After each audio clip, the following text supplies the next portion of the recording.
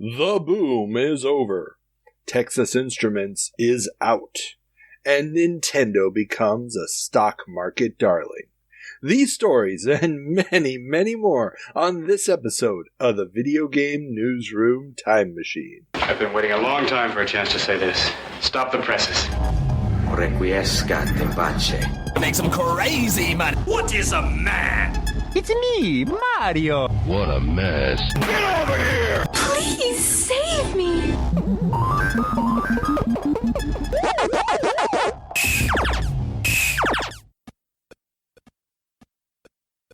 Welcome back to the Video Game Newsroom Time Machine, the show where we travel back in time to find out what was making headlines in the home computer and video game industries of yesteryear. I'm Carl, and I'm joined again by everybody's favorite co-host, Alex. Happy to be here. Excellent. So, before we can turn on the time machine and head back to October of 1983, obligatory podcast banter. Well, what's new in your world, Alex? Well, I am recording to you live, Carl, from my brand new gaming PC setup that I have to brag on ever so slightly. Now, you have to understand, I do not upgrade to keep up with all the latest things because that is just insanity. So I try to build, and I do build, computers that last somewhere in the 8 to 10 year range before I have to touch them again, other than maybe putting a little more RAM in or something like that. So this is the first time I've done a complete build since 2012, and the first time I've upgraded significant components since 2013. So it's been a decade. It was time. But I went balls to the wall, 14th gen i9, RTX 4090, all the bells and whistles, and now hopefully I can leave it alone for another decade. Sounds like a beautiful, beautiful piece of hardware. But the important question is, can you actually emulate a Jaguar on it? I think that is beyond the reach of mortal man. I think we will have achieved apotheosis and become as gods before we are able to emulate a Jaguar successfully. Oh, yeah, you're breaking my heart. Because, you know, those 7 minutes in heaven are coming, and they're coming soon. There will be some Alien versus Predator in your future, I believe. So yes, I've never played it, so that is definitely the one to play from the Jaguar. Okay. Yeah, no. We will have to get you caught up on that, because that is an experience. Okay. So, Alex has been buying hardware, and I believe we do have to jump in fairly quickly because we have a laundry list of things to cover today. Some very, very interesting tidbits uncovered. But before we can do that, everybody, you know the drill. Everything we talk about, the notes are in the show notes below, links to all of the sources, as well as links to how to contact us. If you have any questions about the show, want to send us a comment, just tell us how awesome you think we are. The email address is videogamenewsroomtimemachine@gmail.com, and yes, that is far easier to click on the link in the show notes than to actually try to type it out. And, of course, there's also the Patreon, where for just $1 a month, or $2 or $3, or any amount that you really want to give, you can become one of our patrons and get early access to our interview episodes, as well as the currently up on the web commentary track that we did for the 1993 senatorial hearings on video game violence, the famous ones where Mr. Joe Lieberman holds up a big light blue gun that looks like it just came out of a pride parade and is trying to act all furioso about it. I mean, it's a prop for that is the best. The that is the best description. That is the best description of that hearing I have ever heard, Carl. I love it. Oh, come on! There were some good descriptions of it in our commentary as well. So it's our good friend Dale, our FCC expert, Alex, everybody's favorite co-host, your favorite host, Carl, and of course our Department of Corrections Enforcer Supremo, Ethan. And we go deep down and we follow the entire, what is it, a 3-hour hearing? Something along those lines, plus our comments afterwards. So if you want to go watch that video with subtitles, which Ethan did not like to have there, but subtitles were very helpful, Yes. Go and check that out. It's up on the Patreon feed right now. So, that being said, let's move on to the other cool thing you can do for a patron of the... You can watch the video version of our next segment, The 7 Minutes in Heaven, where our intrepid co-host must play a game that they have never played before that was reviewed in a publication dated October of 1983. And we had some real doozies on the list today, some absolute classics, as well as some interesting experiments in game design. We had Dragon Stomper for the Supercharger.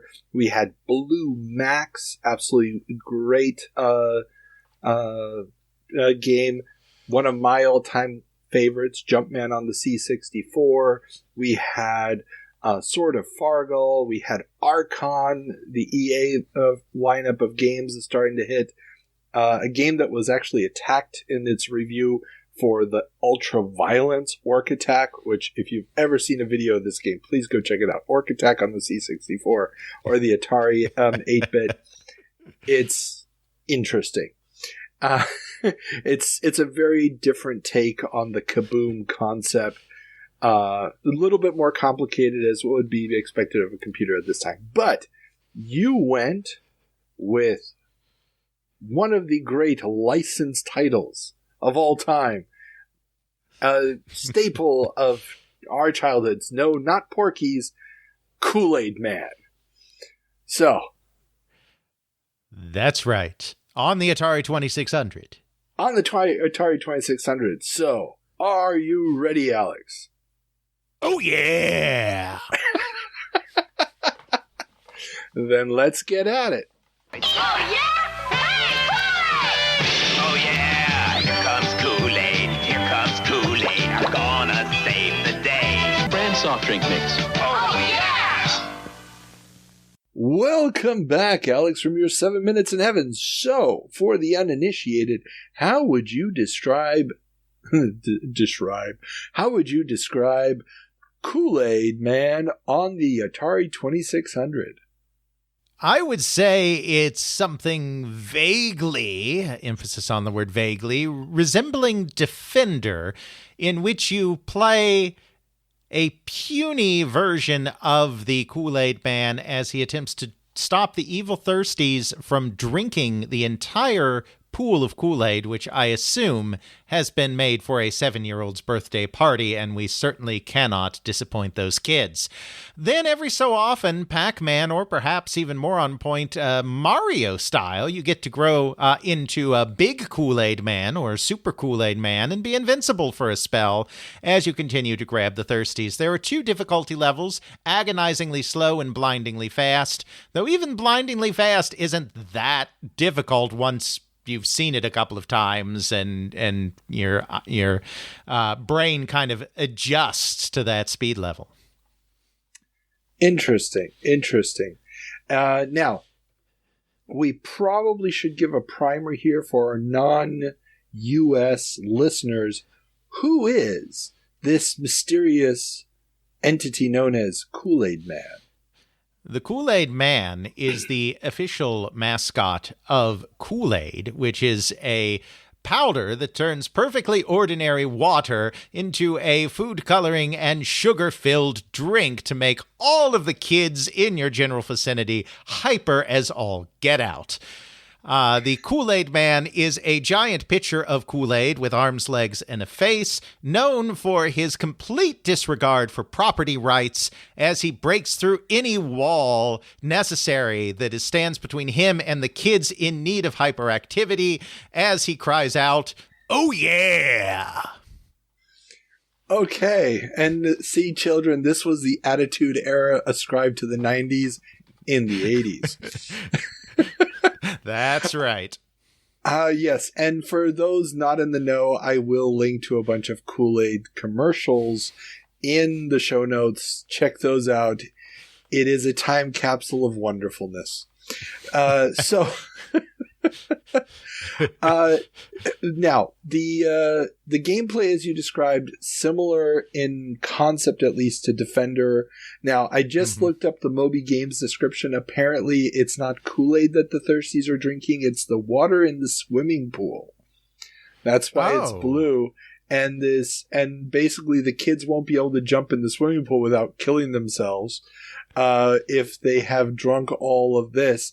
And those packets, those little squares that were going by that you picked up, were W, S, and K. So water, sugar, and Kool-Aid, the three ingredients of Kool-Aid. So yes, there you go. Respect the lore, I guess. Yeah. You got to do something with it.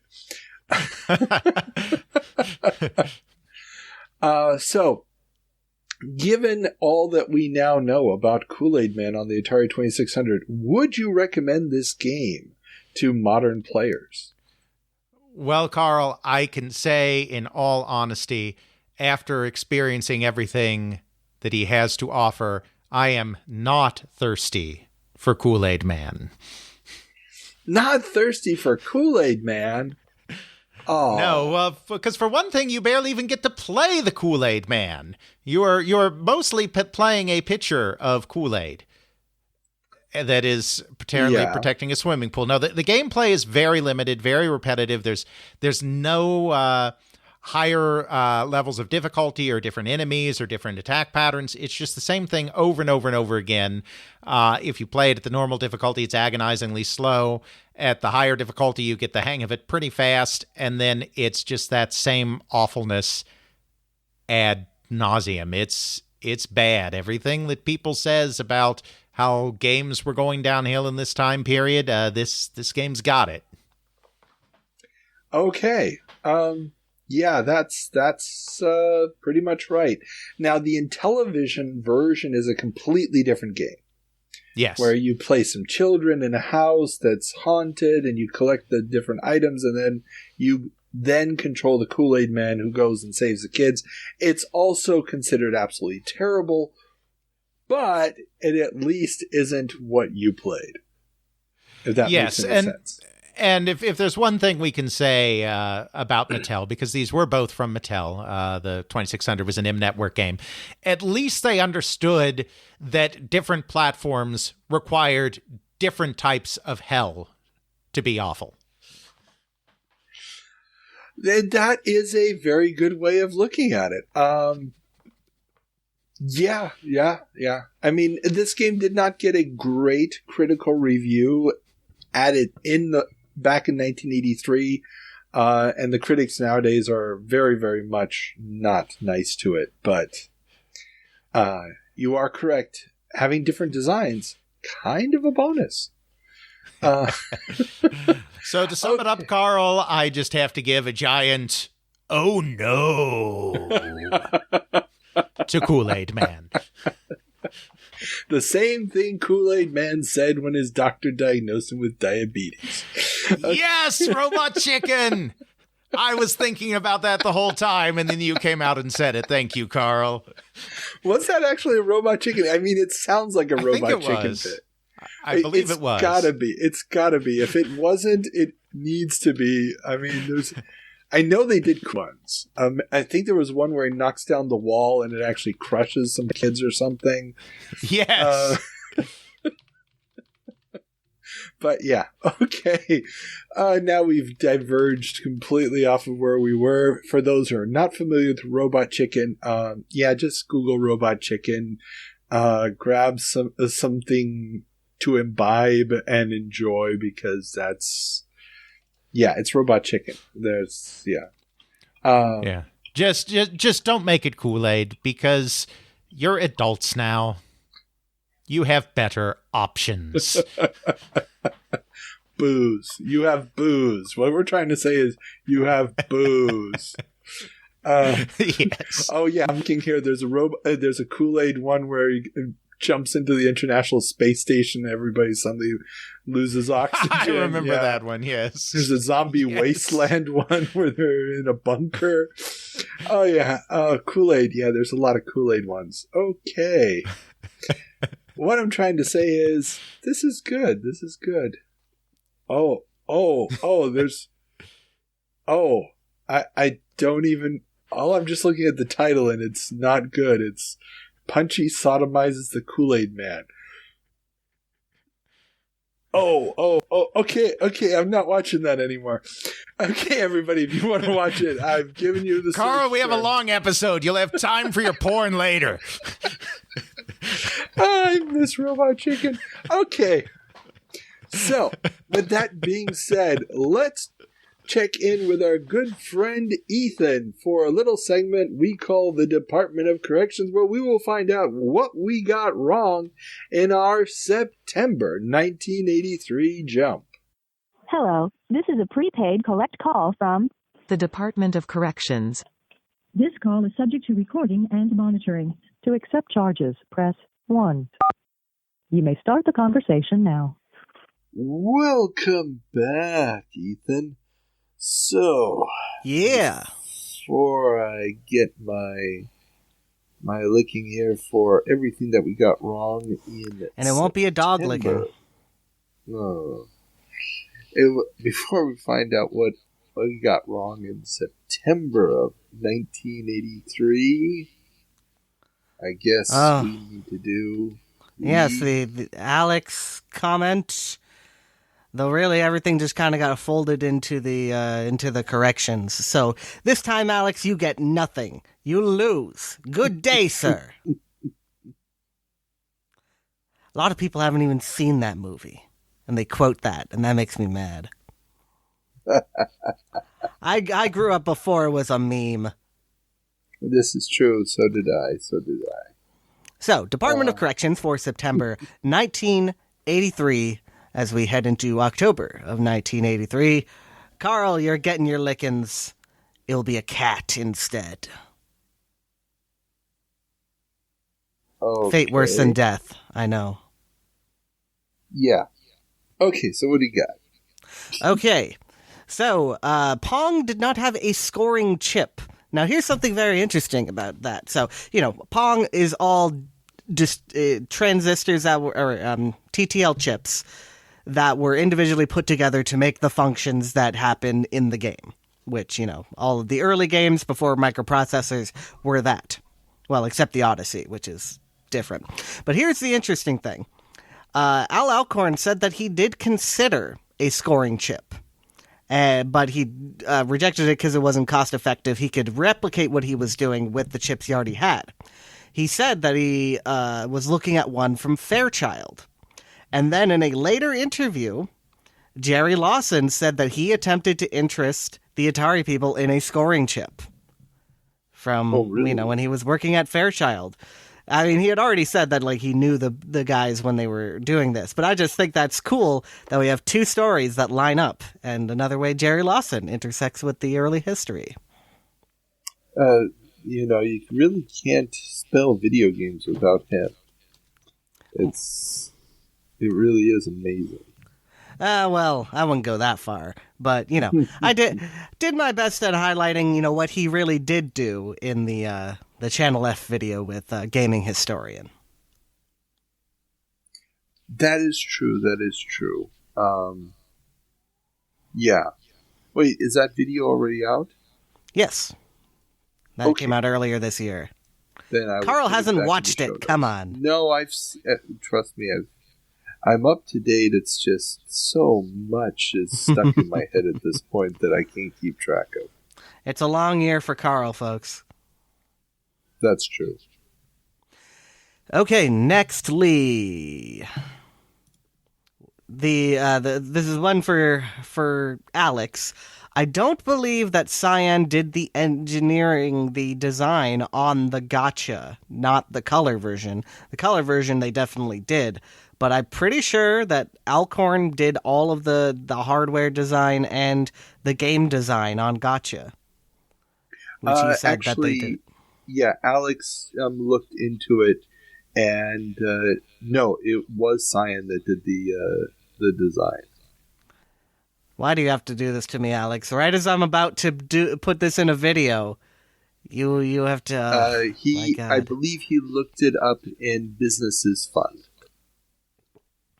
Well, we already know that there's some things that they attribute to Cyan that they did not do, Alex. So maybe we should reconsider that one. But that'll be a discussion for off the record. Exactly. Okay. Then after this, we have discussion of the D-pad. And no, it's not going to be the thing that you think it is, Alex. That will be a discussion for another time. But the quote-unquote nipple D-pad, where Gunpei Yokoi was trying to figure out, how to create something that could fit into a folding Game & Watch, that was actually used on several of the Game & Watch games. They did not just stick with the D-pad. D-pad was first, but they did go back to the quote-unquote nipple design. Ooh, okay. Very cool. Nextly, we have the forgotten console of the 1970s, the VC4000, and the many things that were in the same field. And I use it very vaguely because the VC4000 and the Radifin 1292 programmable system, they were not based on each other. They were all using the same chipset that was provided by Signetics. It was all the same, like this was a thing provided by Signetics, same as General Instrument was supplying the AY3-8500 chip, though this was a programmable system in this case. Interesting. So hundreds of companies made systems, well, maybe not hundreds, at least dozens, made systems based off of this Signetics microprocessor and chipset for consoles in the European and Asian markets. Okay. And now, what did they have a wide variety of specifications, or was it just basically one chipset that just kept being reused over and over again? Exact same thing, just marketed differently. Okay. We do not know the specifics behind this, but an interesting thing to note is that Signetics at the time was owned by Magnavox. They bought them in 1975. Interesting. So this probably was their attempt to extend further into the European market, especially before the Odyssey 2/Video Pack really got rolling, though it was about the same time. Yeah, I was about to say, I mean, it would have had to been around the same time. Do we know whether or not... Or I should say owned by Philips, I should say. Yeah. Is there any crossover between the teams developing the two systems? We know basically nothing about the Signetics chipset. Interesting. That is something that I'm attempting to do some research on. Cool. Well, good luck with that. Okay. Then we have talking about SENTE, Nolan Bushnell's video game company after Atari. I can say that they were, in fact, working on Laserdisc games because the head writer of Dragon's Lair, Victor Penman, later, after he left AMS, the company that did Dragon's Lair, he moved over to SENTE to work on Laserdisc games. Yes. And this also fits together nicely with the whole idea of Cadabroscope being SENTE's way of getting into that Laserdisc field.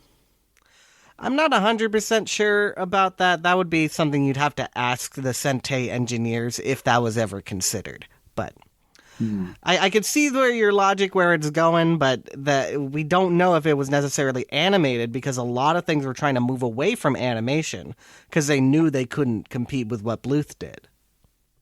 That's true too. We actually have a story about that today in the episode.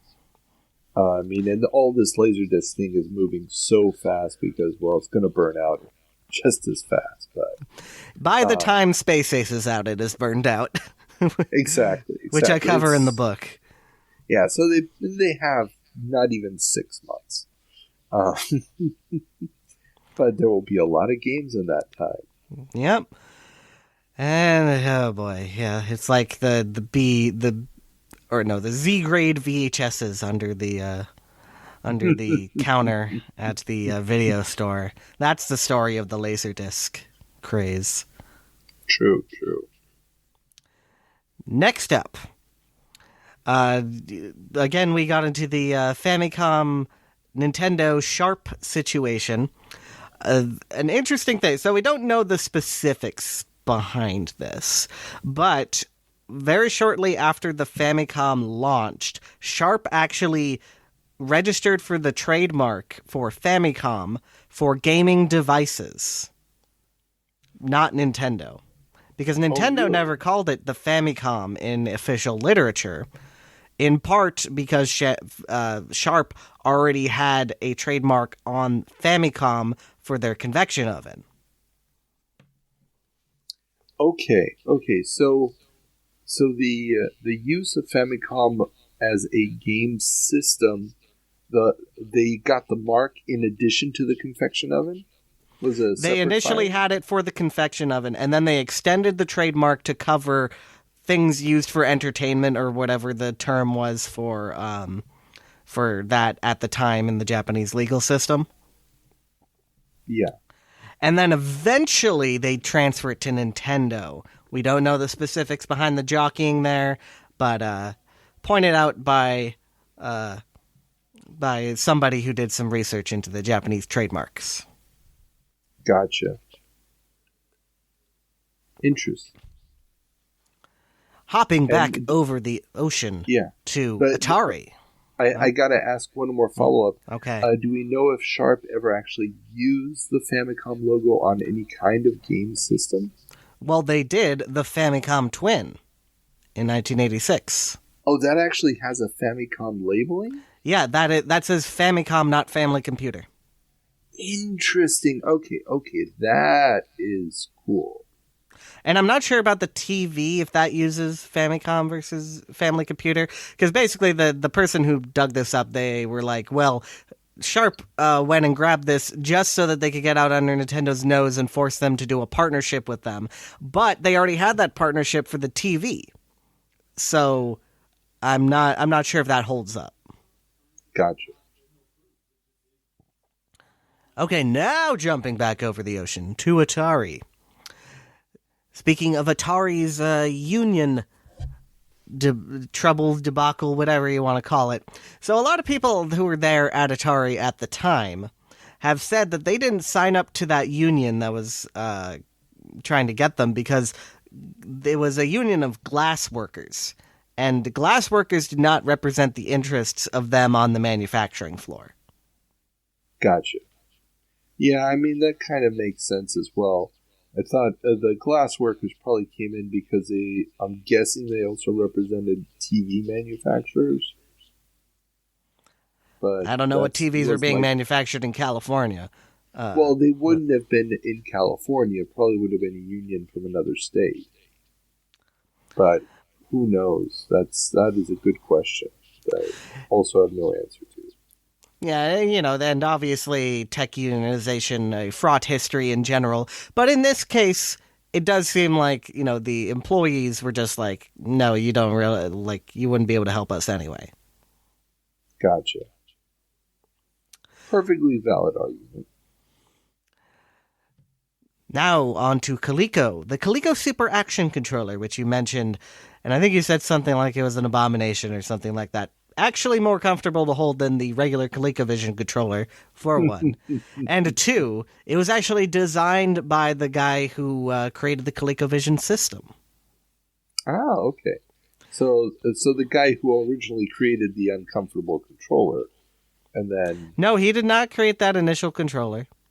Oh, okay. That was a different, industrial designer. I don't know how he came to go and do the Super Action Controller, but...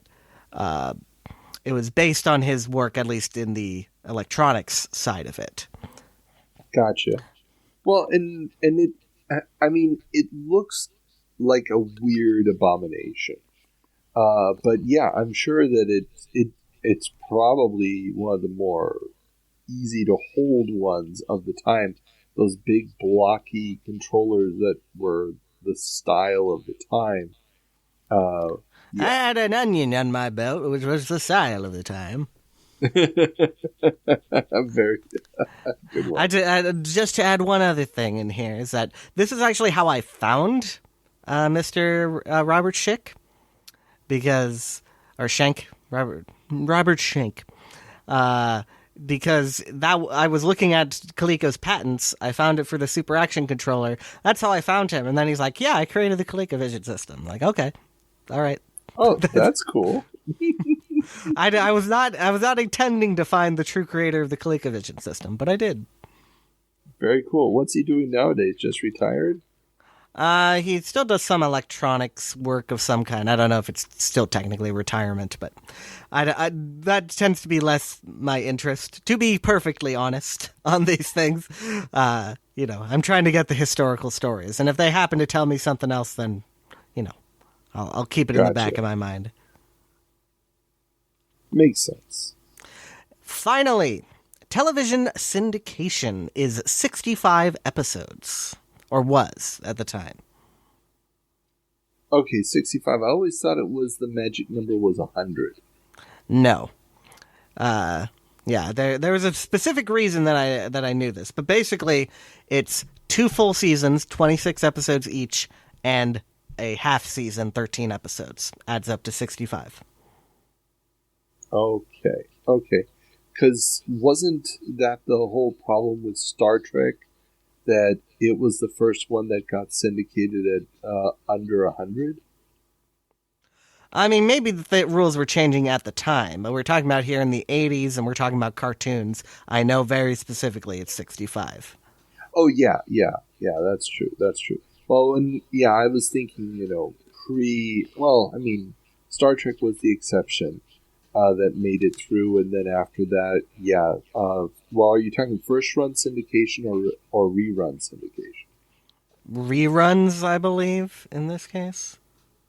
Yeah, because you've got the first run animation in syndication that starts out much smaller, but then He-Man is the one that just knocks out of the park with over 60 episodes in the first season. Just so they could do the daily repeats. But yeah, I'm not 100% down on what the status of episode orders were back then. Then again, first run animation was still a fairly new thing at the time. Right. Yeah, animation was changing quite a bit. But that is for the Animation Room Time Machine. Oh, there's going to be plenty of stories about animation today. And Laser Mania is going to have its impact on multiple stories. Okay, then let's get to that episode. Carl, the cat has licked you. That is the end. Woohoo! Oh, and I do believe that we have a correction for the Department of Corrections.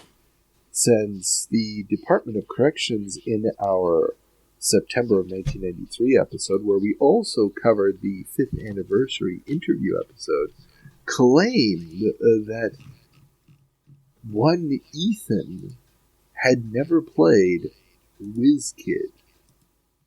I do believe that the Department of Corrections was inaccurate about this, as I have video footage proving that one Ethan did in fact play the Sensible Software game WizKid. Is this not true? I double checked. Before I went and did that, I looked at the 7 Minutes in Heaven and I couldn't find it. So that was my excuse, and I don't remember it. There's my excuse. It was not the time that we did the anniversary episode. It was the one where you co-hosted. Well, yeah, and then there's also the Smurfs one that I did. I remember that, but I did not remember this. But now you do. Has it jogged your memory? Or did the game leave that little? All right, that's the end of the Department of Corrections, folks. See you next time. Okay, as always, Ethan, thank you for your service. Bye. Yeah, the thing about Pong there is a fair cop. the larger point that it was defective scoring circuitry that led them to. So we're good to go. Led Alcorn to the idea of gotcha is true, but it did just use TTL hardware. He had originally looked at a Fairchild shift register, which is a chip, to do the score, but then discovered he could save about $2 by using TTL hardware instead. And of course, he'd been told that this was going to be a consumer game that he had to get down below a certain price point. So every cent was crucial. So he did not use a scoring chip in the end, even though the capability to do such things did exist at the time. Oh, very cool. Yeah, $2 on a consumer good, especially in the early 1970s, that would have been huge. That would have made all the difference in the world. Okay, well then, let's turn on the time machine and head back to... Oh, wait, no. We're not going back 40 years yet. We have to go back a whole 50 years. To October of 1973. The marriage of traditional pinball machines and computer technology. 1973. Unsavory title play. Welcome back to October of 1973. Alex, what's our first story? Well, as could be expected in this time period, and speaking of what we were just talking about for the DOC, Sega joins Pong craze.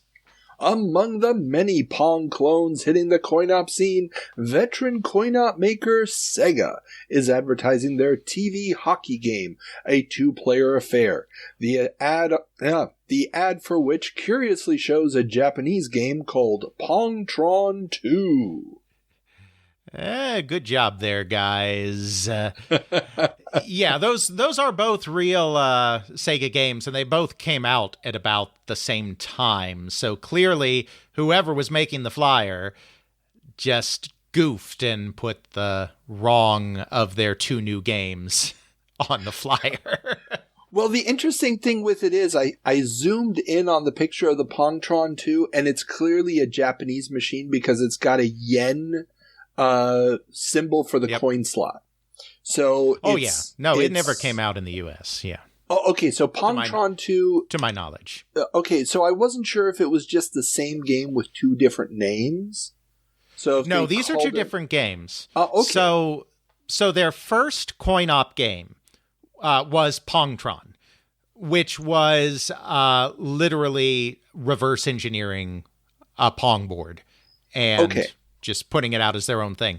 Pongtron 2 added a second game mode. It had Pong, and then it had a one-on-one soccer game where one person is a goalie and one person is the forward or whatever. And the forward is trying to knock the ball into the goal that's being protected by the goalie. And then it also had the standard Pong. And then TV hockey, which actually... the cabinet, when it actually came out, said Hockey TV instead of TV Hockey. So this is just going all sorts of weird places. Was a hockey variant. So these are two different games. TV Hockey, Hockey TV also came out in Japan. They were both created by Hideki Sato, famous as the head of Sega's hardware development in later years and leading the development everything from the SG-1000 all the way through the Dreamcast. And these were two of the first original games made in Japan. His games and Taito's games, original games, Davis Cup, and their other one was a hockey game too, I think. It's not important. The DOC will tell us. But Taito's new games came out at the same time as Sega's, so we don't know quite which is first. But in both cases, they were just taking that basic Pong board and adding a few more circuits to it to make some very basic modifications to the original Pong gameplay. Gotcha. Okay, but we've got one of our more illustrious participants in this Pong craze now in play. I'm sure that pretty soon nobody's going to be making Pong games anymore, right? I mean, this can't go on forever. Well, you may be right, Carl, and since you have so generously fed me a transition, let's just say that Midway announces Space Race clone. While everyone seems to be jumping on the 4-player Pong clone market, including this month US Billiards, of all companies, Midway is more progressive and has announced a clone of Atari's Space Race called Asteroid. Now, Carl, I do believe our Department of Corrections is salivating right now and getting all of his various torture and punishment implements in place. But have no fear, because we are just reporting the headlines as they were written at the time. And this is how Asteroid was characterized, because they did not know the full story, which we learned from the depositions that our very own Department of Corrections found for us up in Chicago. It's actually a somewhat interesting story. Because we have some time and need some filler in this episode, definitely. We're gonna go ahead and tell it. So a lot of people know that when Atari was first founded, they were going to license games to other companies. That was going to be their business model, and so they entered into a deal with Bally, which owns Midway, to do a video game and a pinball table for them under contract. Of course, they ended up creating Pong, which is not what they originally promised, and they offered it to Bally, and both Bally and Midway, which was still kind of semi-independent, even though they were wholly owned, both turned it down. Now, Midway did later license Pong and released their version, Winner, and a lot of people assume that fulfilled the development contract, but it did not. That was a separate deal executed with Midway. It was not the development deal with Bally. So they still owed them a video game.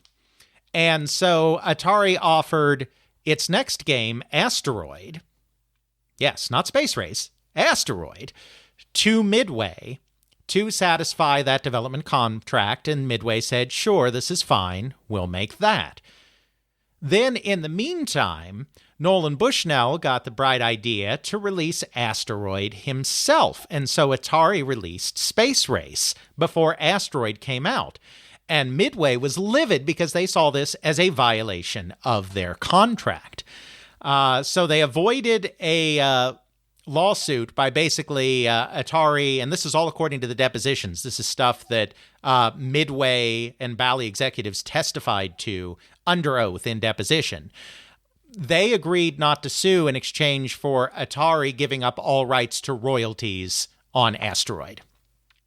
And so that's how it was resolved. So, I mean, myself as well, everybody thought, until we saw these depositions, that Asteroid was a clone, whether unlicensed or licensed, of Space Race. But it's actually technically, in a way, the other way around, even though Space Race came out first. Atari licensed their game and then released it themselves. I can only imagine the fury inside of Midway at that point, but right. Now, since both games ended up being relative flops, nobody cared too much at the end of the day. It's not like Space Invaders here. But yes, I'm sure they were not pleased by this. I imagine, no one's asked, I imagine it was more naivete on Nolan's part than trying to be shady. They probably assumed that, giving them an exclusive license meant they couldn't license it to anyone else, but figured it was still okay to release it themselves because that wasn't a license. I assume they were dumb instead of trying to be duplicitous, because that's not a very good scam to be running there. Yes, I'm sure that there's no other weird, underhanded, secretive maneuver in Atari's repertoire at this point. I'm sure there's nothing like that. Oh, wait, what's our next story? Man, I thought I was in charge of the transitions. You're killing it today, Carl. No. I'm not criticizing. You're killing it today, Carl. But now that you mention it, Key Games plant opens. Joe Keenan's Key Games is showing off its new ball and paddle game coming from its new factory in Santa Clara, California. Engineer Steve Bristow, formerly of Atari, promises more games to come and even holography. I'm sure this fully independent game maker will give Atari a real run for its money. Yes. Most listeners probably do know that Key Games was a secret subsidiary of Atari to get around distributor exclusivity. But it is funny going through the cash boxes of the time because, I mean, in retrospective interviews, of course, all the players here said that they kept it a secret and everything. And it's not just hyperbole because when you look at the cash boxes at the time, there's all sorts of stuff. I'm sure we'll cover these articles when we get to them in the timeline, but there's articles about how Atari has sued Key Games and as part of the settlement has, demanded this and that, and that there's one article about how Atari has bought a stake in Key Games, and I mean, they really were presenting it to the world as two separate companies, and they tried to explain away anything if someone dug deeper and noticed that there were ties between the two companies. They tried to explain it away by releasing, quite simply, fraudulent press releases that were picked up by the trades. Yeah, and just for everybody to clarification, Cashbox is the name of a very, very, very long-running weekly publication for the coin-op industry. And so a lot of these notices, especially from these older years, are coming from Cashbox. And they're all up on archive.org, so the links to the specific pages are in the show notes below. Yes, now just like its competitor Billboard, it was really more of a music industry trade, but because the jukebox was such a huge part of the music industry at the time, they also covered that part of the industry. And, I think Cashbox started more music. Billboard started very coin-op focused and then kind of moved more into music. Cashbox may have done the same. I haven't looked closely at the older issues. But the point is, if you're looking at these, you will only see like 4 to 8 pages out of 60 to 80 pages that are actually covering the coin-operated amusement industry because they're really focused on music.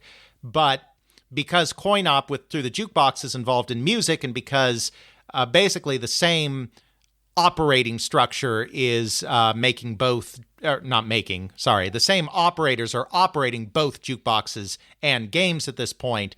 They're covering both. But just very briefly. Very briefly in the case of coin-operated amusements. Yeah, it's always the last segment in the magazine. It's always the last 4 or 5 pages. They have a few ads or whatnot behind them. But literally, you get through the gospel music and the country music listings, and then you get to the amusement devices. So it is very much the last thing that they're covering. But there is some very good stuff in there just because they have all these tiny little announcements from all over the U.S. every week. A lot of it is, so-and-so is off on vacation this week, so don't call him. Or, somebody had their golden anniversary, but then suddenly in the middle of all that, you get this kind of news about Key Games. Exactly. And there were a couple other great things they did. They did do, in their annual issues, they did do route surveys to see, what types of games were earning the most money and what locations were earning the most money, that kind of thing. And they also did directories of products, again, once a year where they included pictures and names of like all of the games that were, or amusements that were released in the past year. But yeah, so there's some good stuff in there. And Carl, Cashbox Magazine is also telling me this month that video game sales exceed 45,000. That's right. Cashbox Magazine discusses how operators always complain about the high cost of equipment, but when hits arrive, they miraculously fly out of dealerships. The dozens of models of ball and paddle games will no doubt forever be big earners. Yeah, so the trades are starting to notice, and we should say here that at this time, Cashbox, the amusement editor, so the person writing the editorials, and this is from the editorial, is one Eddie Adlam, who will go on in just another year or so to found Replay magazine and is still the publisher of Replay magazine to this day. So he goes way back in coin-op. He was not with Cash App. Yeah, that's where I work. That's where I work, Cash App. Cut that. Don't include that. I won't. Cut that slip of the tongue. But he was not with Cashbox from the beginning. He took over from the original amusements editor, but he was there from the 60s and is still covering the coin-op industry to this day. Have you interviewed him? I have not, but Ethan has. Oh, okay. I need to see if I can get an interview with him because that would be amazing. Oh, yeah. I mean, I imagine you can, and, he's still the publisher of Replay, so you can find him just by reaching out to Replay. Yeah. I mean, I've sent him, I've tried to contact Replay about back issues because I wanted to get access to them years ago, and I was wondering if there was some way for, I'd pay for it, but yeah, they never got back to me. So, but maybe give it another go. No, yeah, because he's talked to a lot of people. He talked to Stephen Kent back in the day for the Ultimate History of Video Games. He talked to Keith Smith, no relation, for his yet unpublished opus, All in Color for a Quarter, and he was happy to talk to Ethan as well. Since so many people have talked to him already, I didn't feel I had anything to add by also talking to him, which is why I haven't interviewed him. But I'm sure you can. I say that. I think there's a good chance you could get him for the show. I will have to hit him up then, because that would be an awesome interview. Okay, that concludes our jump back 50 years to October of 1973. Let's turn on the time machine and head to October of 1983. Business has dropped in half of the past 1983. Certain types of games. Businesses like sex. To this peak. Welcome to October of 1983. Alex, what's our first story? Well, it seems the Supreme Court refuses to hear speed-up kit case. The U.S. Supreme Court refused to hear an appeal by Arctic International, maker of a Pac-Man speed-up kit, paving the way for stronger copyright protection for games. The lower court declared that gamers were not creating new works when they played games, but that their interactions were more akin to flipping channels on a TV, and that the new display patterns were like derivative works. Yeah, so there's a couple of things going on here. It's because Arctic was actually in trouble for both speed-up kits and just clone ripoffs.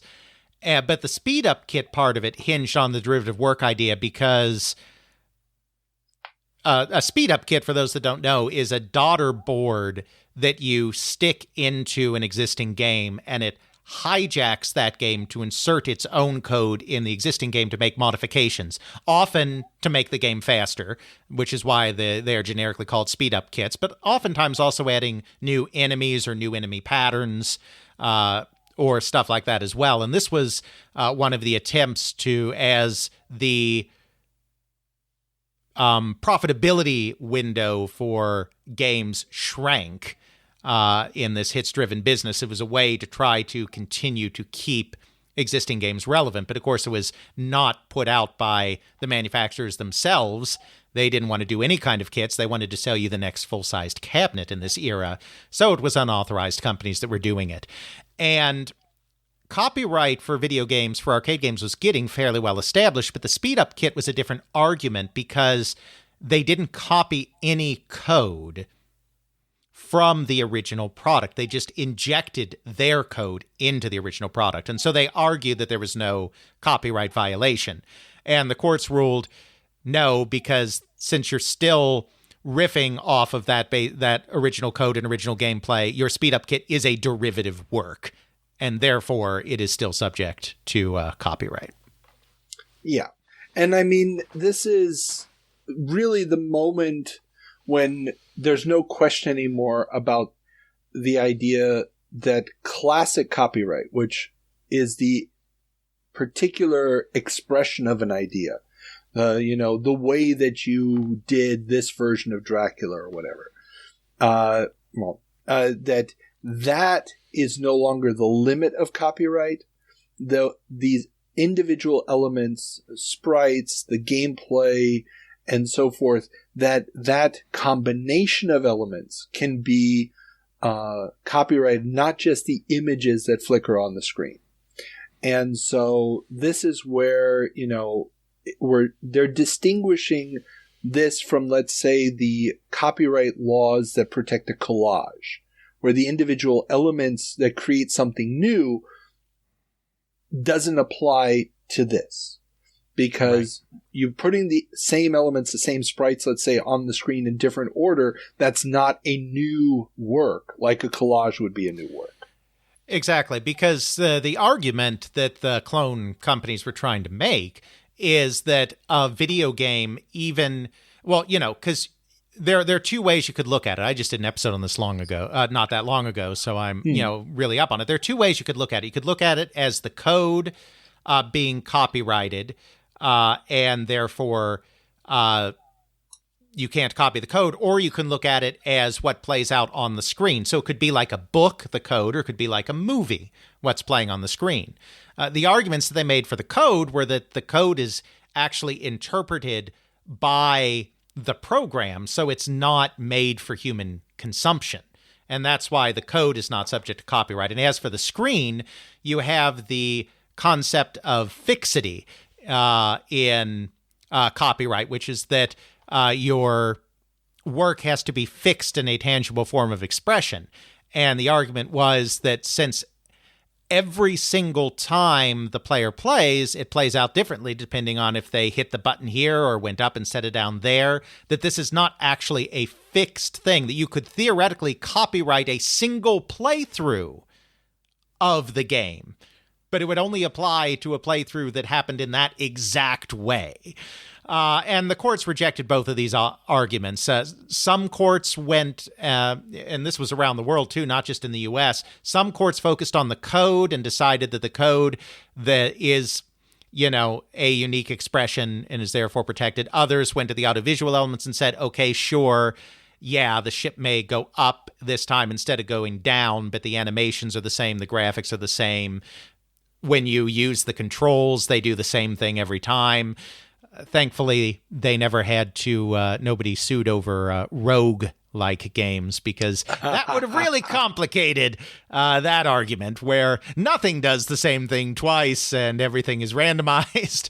But they decided that enough elements were the same that it really was fixed in a tangible form of expression, and so the images themselves could be copyrighted. In the U.S., it was entirely focused on that, because when the first video games were copyrighted and they approached the Copyright Office, they asked the recorders there, how should we do this? Because they realized it was kind of complicated.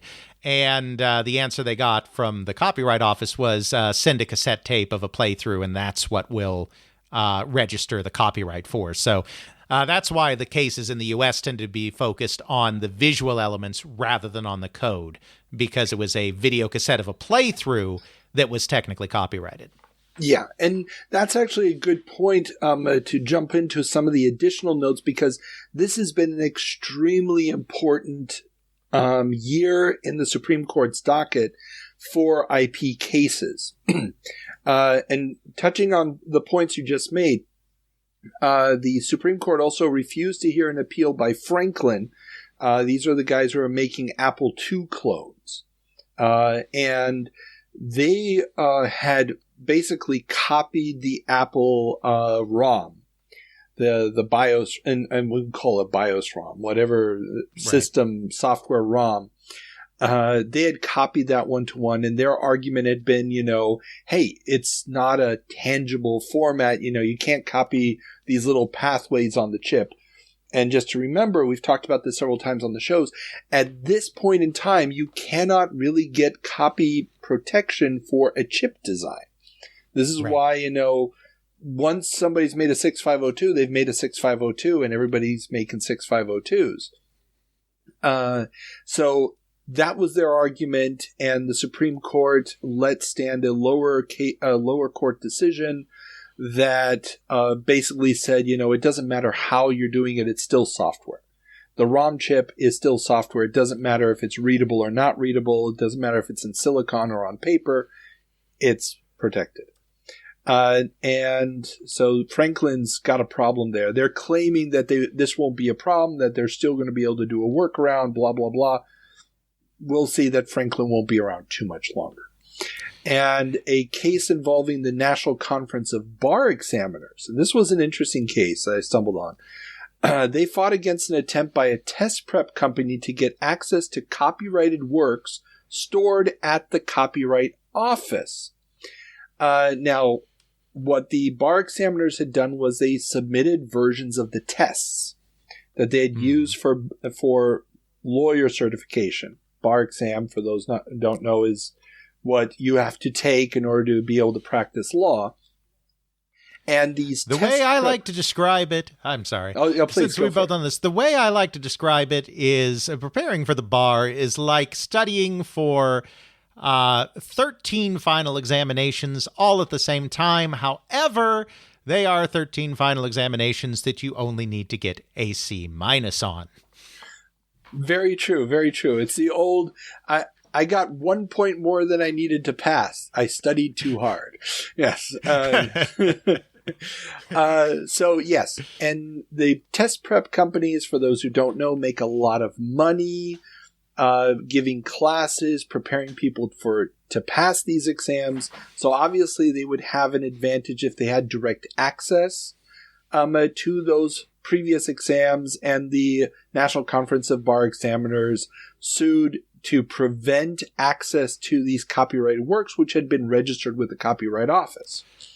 Now, this is connecting to what you said about, submitting a videotape of the game as opposed to submitting the code for the game. Where are those standards for what needs to be at the Copyright Office to be able to get protection? This case, so when I'm checking my notes again, enforceable trade secrets. They also discuss the massive use of software piracy among computer users. Okay. So this case does not go in favor of the test prep companies.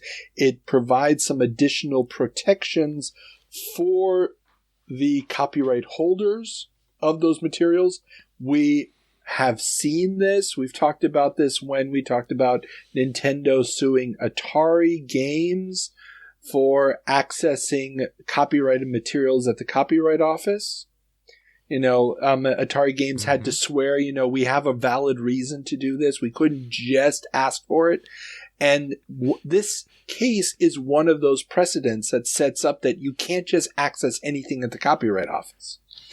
Now, had they just submitted a chip as opposed to this, maybe they would have gotten further. I don't know. Or maybe a videotape of the NES booting up. Who knows? Fun fact. I got a little bit of money back from the good people at Barbary, courtesy of a class action lawsuit that claimed that they were overcharging for their bar review courses. Oh yes. The what was it, $15 or something that you got back? Yeah. It was something like that. I could have gotten money back too. I was in that and I just didn't bother.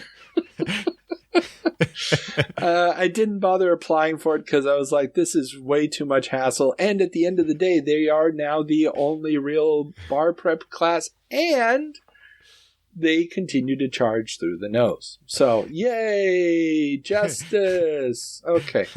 Sorry, we're getting way too into the weeds. This was the first story out of the gates. I promise everybody there's a lot more actual video game stuff coming. Probably more than you want, if we're being honest. There's so many. We're on line 2 of the Excel spreadsheet that goes down to line 73. So... Row 73. It'll be fine. So yeah, let's do some video game news, like Lasermania grips coin op. The doldrums in the coin-op biz have made operators desperate for the next big hit, and Dragon's Lair has started a fierce battle to get in on the apparently lucrative 50 cent to play Laserdisc-based action. We've talked about the new Gold Rush for a while, but just to put it in perspective, Data East is about to launch Bega's Battle. Millstar's Mach 3 is on the assembly line. Taito has debuted Laser Grand Prix in Japan. Williams will be showing off their entry into the genre in October. Stern Electronics has Cliffhanger. Atari is rumored to be working on a game too. Bally's acquisition of Sega's US arcade assets, which we covered last month, means Astron Belt should be shipping soon. Replay Magazine's editor warns ops to not be too hasty, though, as Laserdisc players are finicky, and unless they have trusted service personnel on staff or nearby, the $4,000 price tag of each machine could become a major source of losses. The choice of players, either Sony or Pioneer, also gets attention, and Cinematronics' Ron Butler advises that while consumer-level Laserdisc players are going for a whopping $800 a pop, the Pioneer machines going into Dragon's Lair cabs, 3,000 of which should be available in October, are sturdier, industrial-strength models that cost considerably more.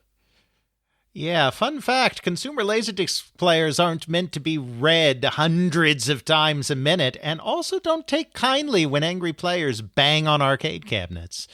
Yeah, imagine that. I can't. It's completely baffling to me that this off-the-shelf technology wasn't meant for this kind of abuse. Yeah, no, Replay is very prescient here, of course, because that is totally going to be a problem.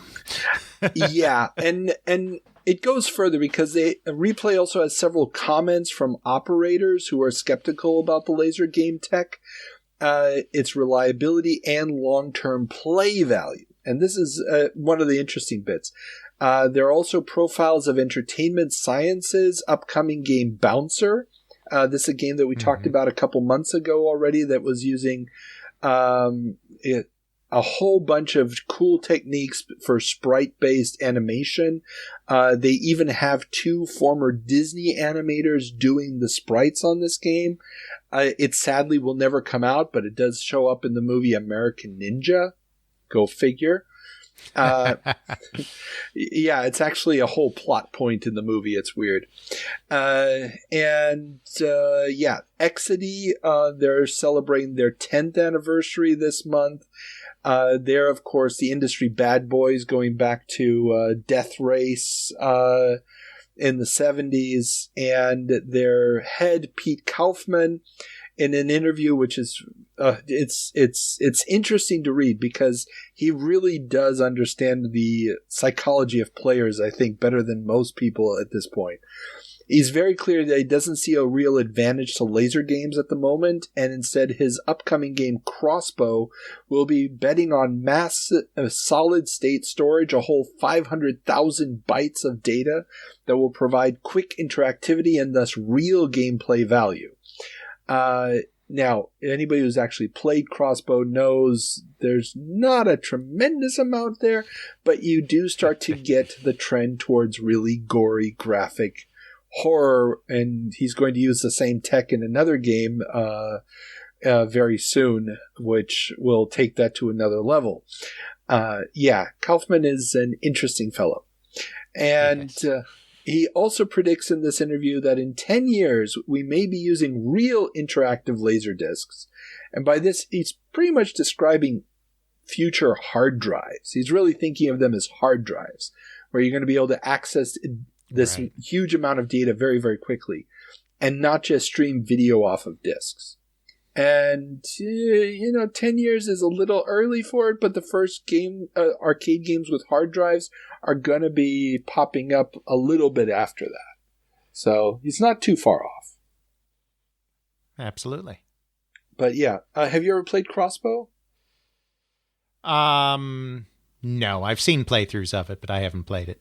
Yeah, I've never played an actual cabinet, but I've emulated it several times, and yeah, it's it's an interesting concept, and I can see where he's going with this idea of more interactivity, more artwork, but unlike the guys working on Bouncer, he doesn't have the people with the skills to do the animation and the artwork the way that he needs to.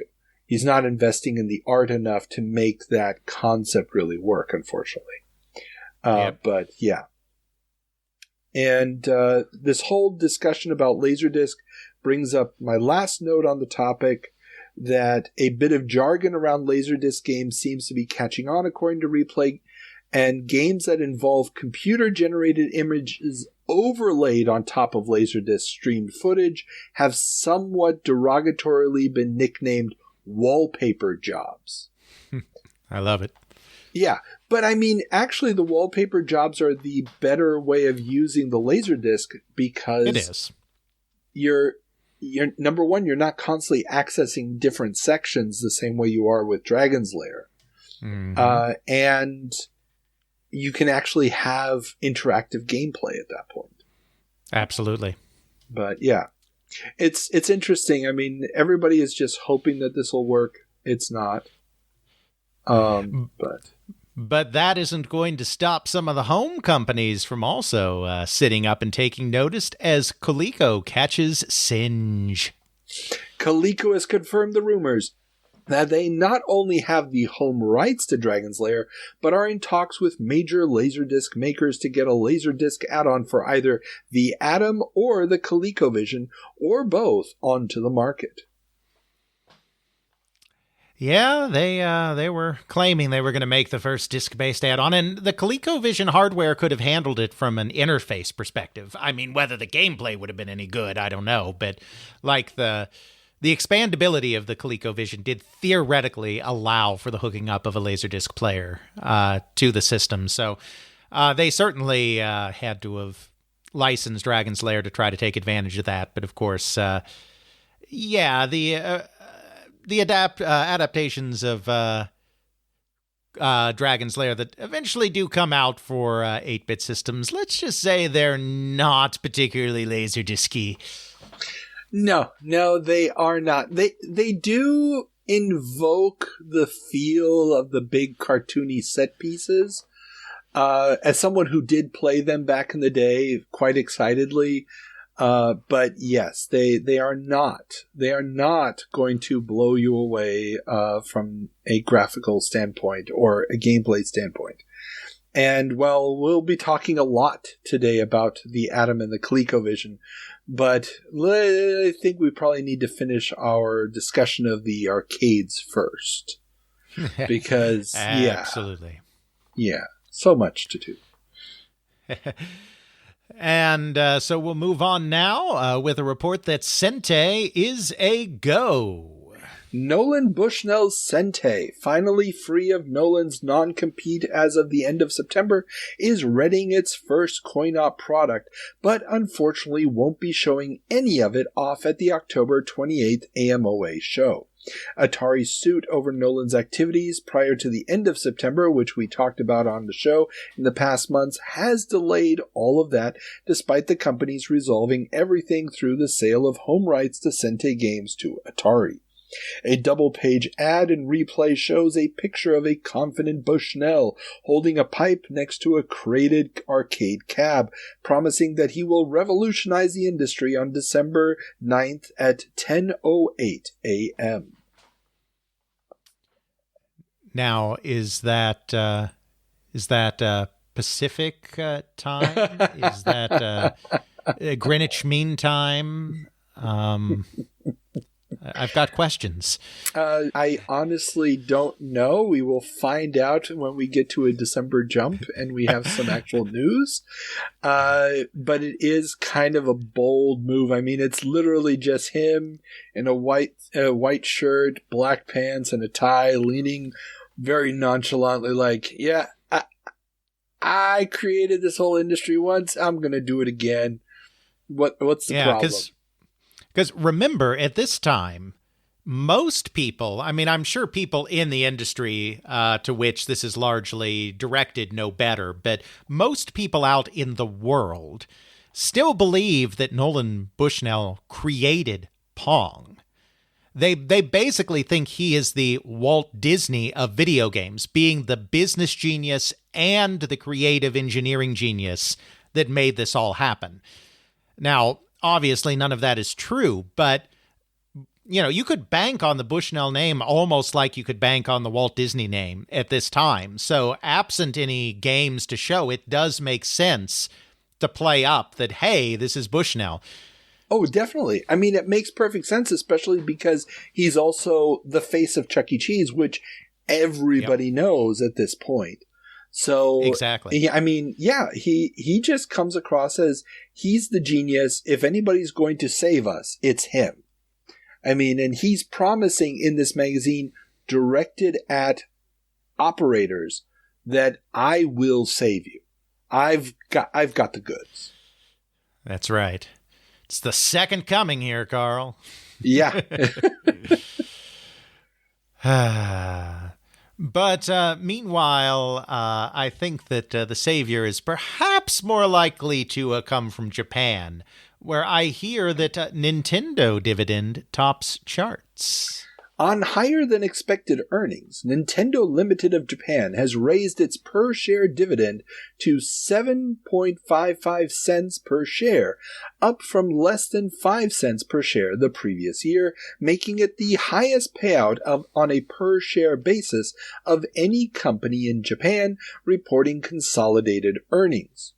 The company reported an after-tax profit of $50 million on revenue of $280.72 million and predicts an increase in sales of 25% for the fiscal year ending in August 1984.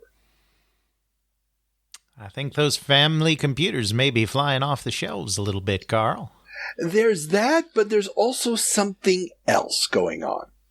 And this is where I ended up doing a deep dive. And it's something that is going to catch up with us in our 30-year jumps in the next couple of years when Sega starts hitting problems.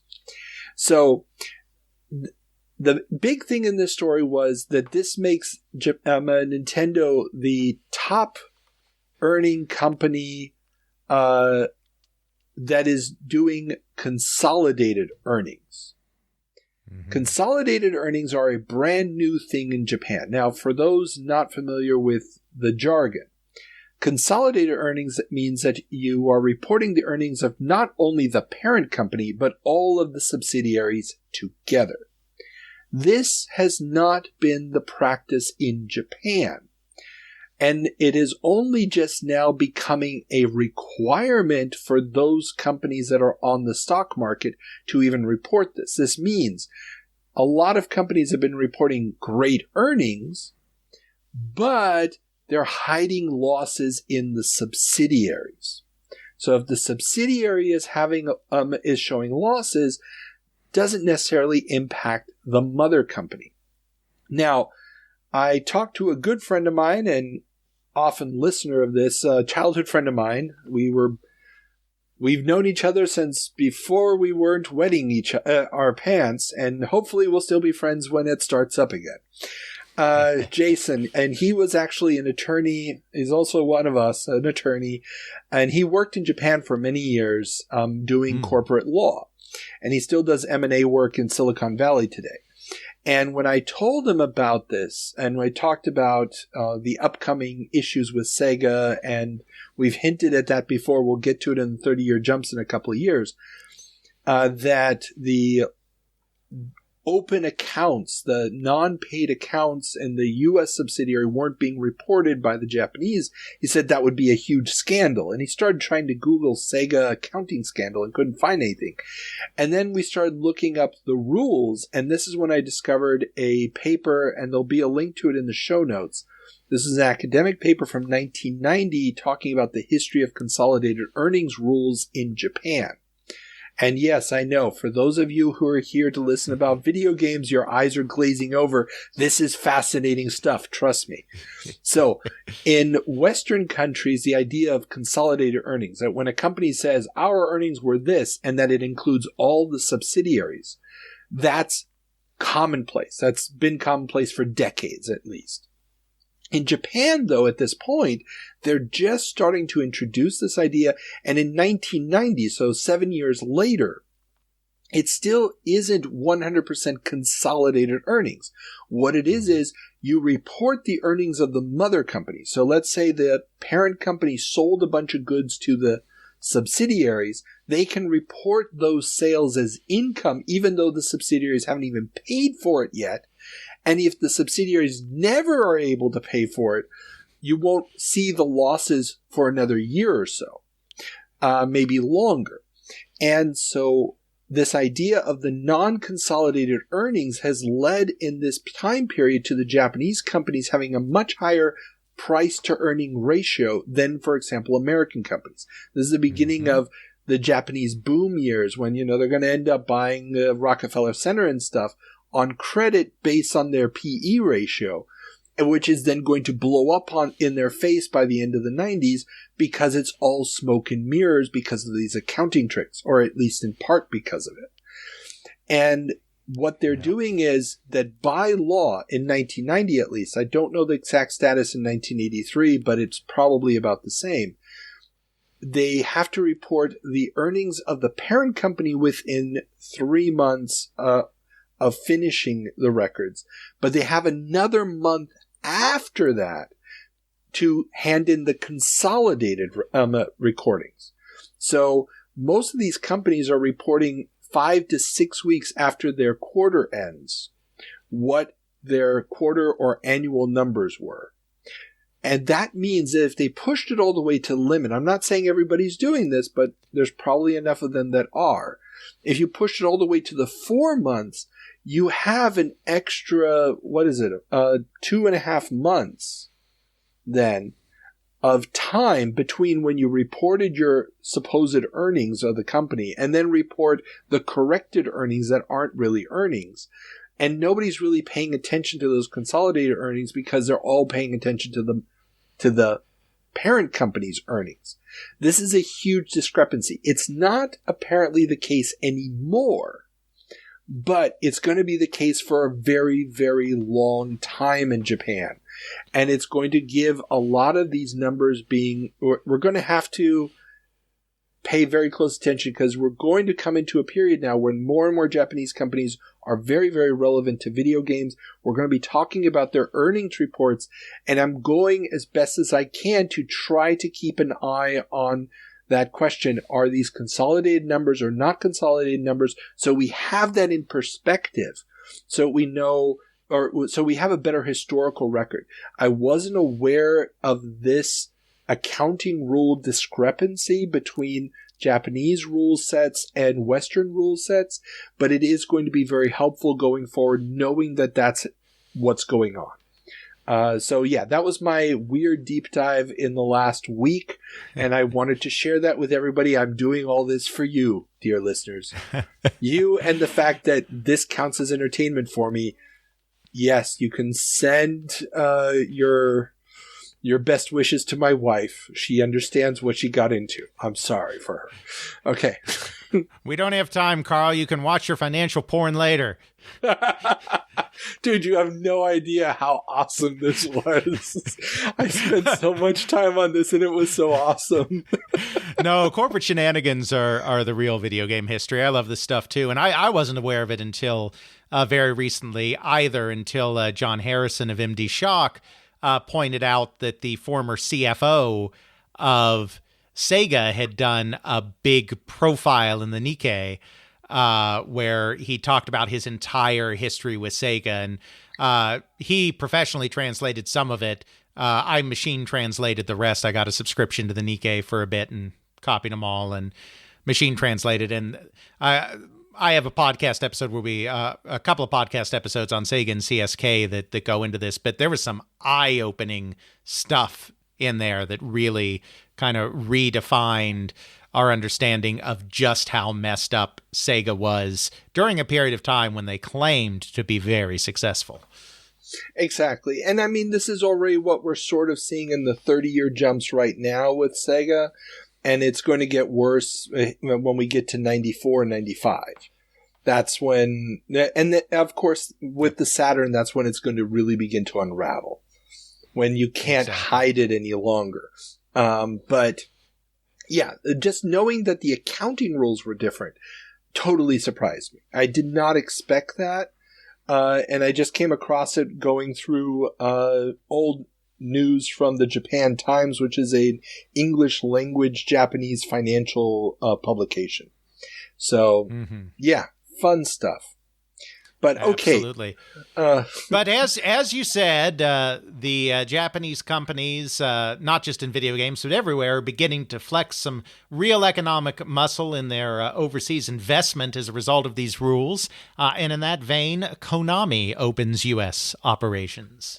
Japanese game maker Konami, already well known for games such as Tutankhamun and Gyrus, has started their own U.S. operations. They will be selling both coin-op and home games, starting with conversion kits of their game Time Pilot, which is currently being sold under license as a stand-up by SENTE.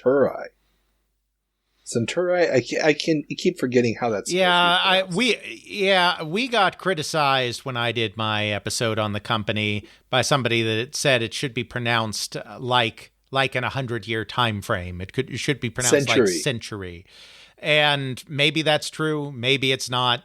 But yes, I just try to avoid saying the word anymore at this point, so the people stop yelling at me. We'll turn it into a choose your own adventure, you know. Turn to page 34 if you want it to be Centauri. Turn to page 39 if you want it to be Century. And turn to page 12 if you don't give a rat's ass. If you just want to keep calling it Allied Leisure, as the good Lord intended. Beautiful. That's right. Yeah, so a couple things going on here. Konami's always been a company that's kind of been ready to pivot at a moment's notice, which is why they often aren't even doing video games anymore today. They were very early amongst the smaller Japanese companies to invest in an overseas operation, both in terms of investing in Centauri. I'm still calling it that. Sorry, people. And using it as an early conduit for its games, but also in creating its own subsidiary. And then they also actually embrace kits much faster than most companies are, and in fact end up buying a company called Interlogic, which was a kit company, and incorporating that into their U.S. operations and making the head of that company Ben Harrell the head of Konami America in a couple of years. So very interesting that they're making some of these moves that no one else really is at this point, even though they should be. Yeah. Well, and I like the idea that they're selling Time Pilot as an add-on board, as a conversion kit, as opposed to a full cabinet. Number one, it means that they only sold the full cabinet rights to Century. I like that pronunciation. Century. There you go. And they reserved the rights to do the conversion kit for themselves. So the question is, did they know that they planning on doing this? And number two, the conversion kit gives them a huge advantage. They don't need a plant to assemble the boxes. They can start out cheap by just doing conversion kits. It is a very smart move. And this is where you can tell Konami is basically a professional organization that's been in the coin-op industry for a very long time, even if not video games particularly. And they're just approaching it in a very smart way. Well, and the other thing is the founder, chairman, CEO of the company, Kagemasa Kozuki, also actually has an economics degree. That was his major. And he's not the only one, but he's one of the few that are running these companies that actually has an academic grounding in economics. And I'm sure that has played a role in this as well. Oh, definitely, definitely.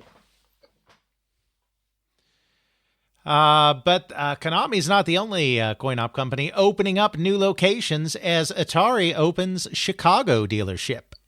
Atari has opened its first coin-op dealership in the Chicago area. And this was interesting to me just because the three-tier structure of the coin-op business: manufacturers, dealers, operators. the idea that Atari, especially in its current state of collapse, if you will, is now trying to bypass the dealers and go straight to operators by becoming a dealership. And they're doing it in Chicago. Like, this is, home turf of the coin-op business. People have been encased in cement and dumped into Lake Michigan for less than that, it seems to me.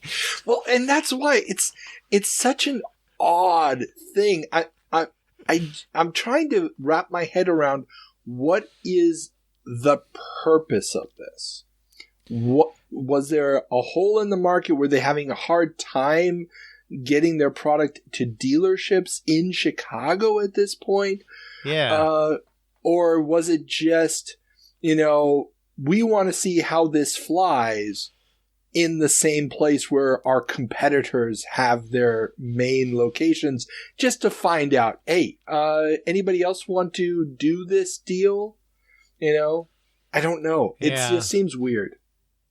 Yeah, and sadly, I have not... I've interviewed tons of people at Atari. I have not interviewed anyone in their coin-op operation in this period of time. The people I've interviewed were there either before or after this in management roles. So I don't have a good answer, but it is interesting nonetheless. Yeah, it just caught my eye. I was like, okay, we got to include it. Maybe we'll get some hints in later months. So we've bookmarked it for future reference. Absolutely. And now we must pause, Carl, for a moment of silence for one Harry Williams. Rest in pinball. Most appropriate. The founder of Williams Electronics Incorporated, Harry Williams, passed away on September 11th at the age of 77. He was credited with many innovations in pinball, including adding electrical elements, tilt functionality, and the free play. Yes, indeed.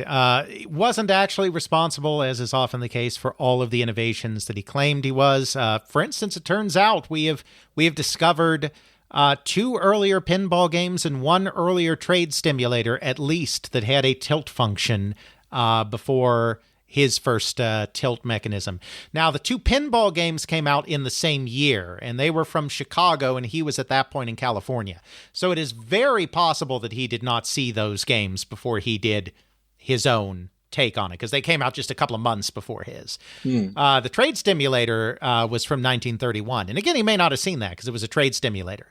But the point is, he didn't actually invent that. But what he did do is he combined things in a way that hadn't been before. He was the first one to really bring electricity and full-sized rather than tabletop cabinets and a tilt mechanism and sound effects and bring these all together in one popular package. Even if he wasn't the first to do any one of these things, he is the one that set the tone for these things becoming the standard part of a pinball machine.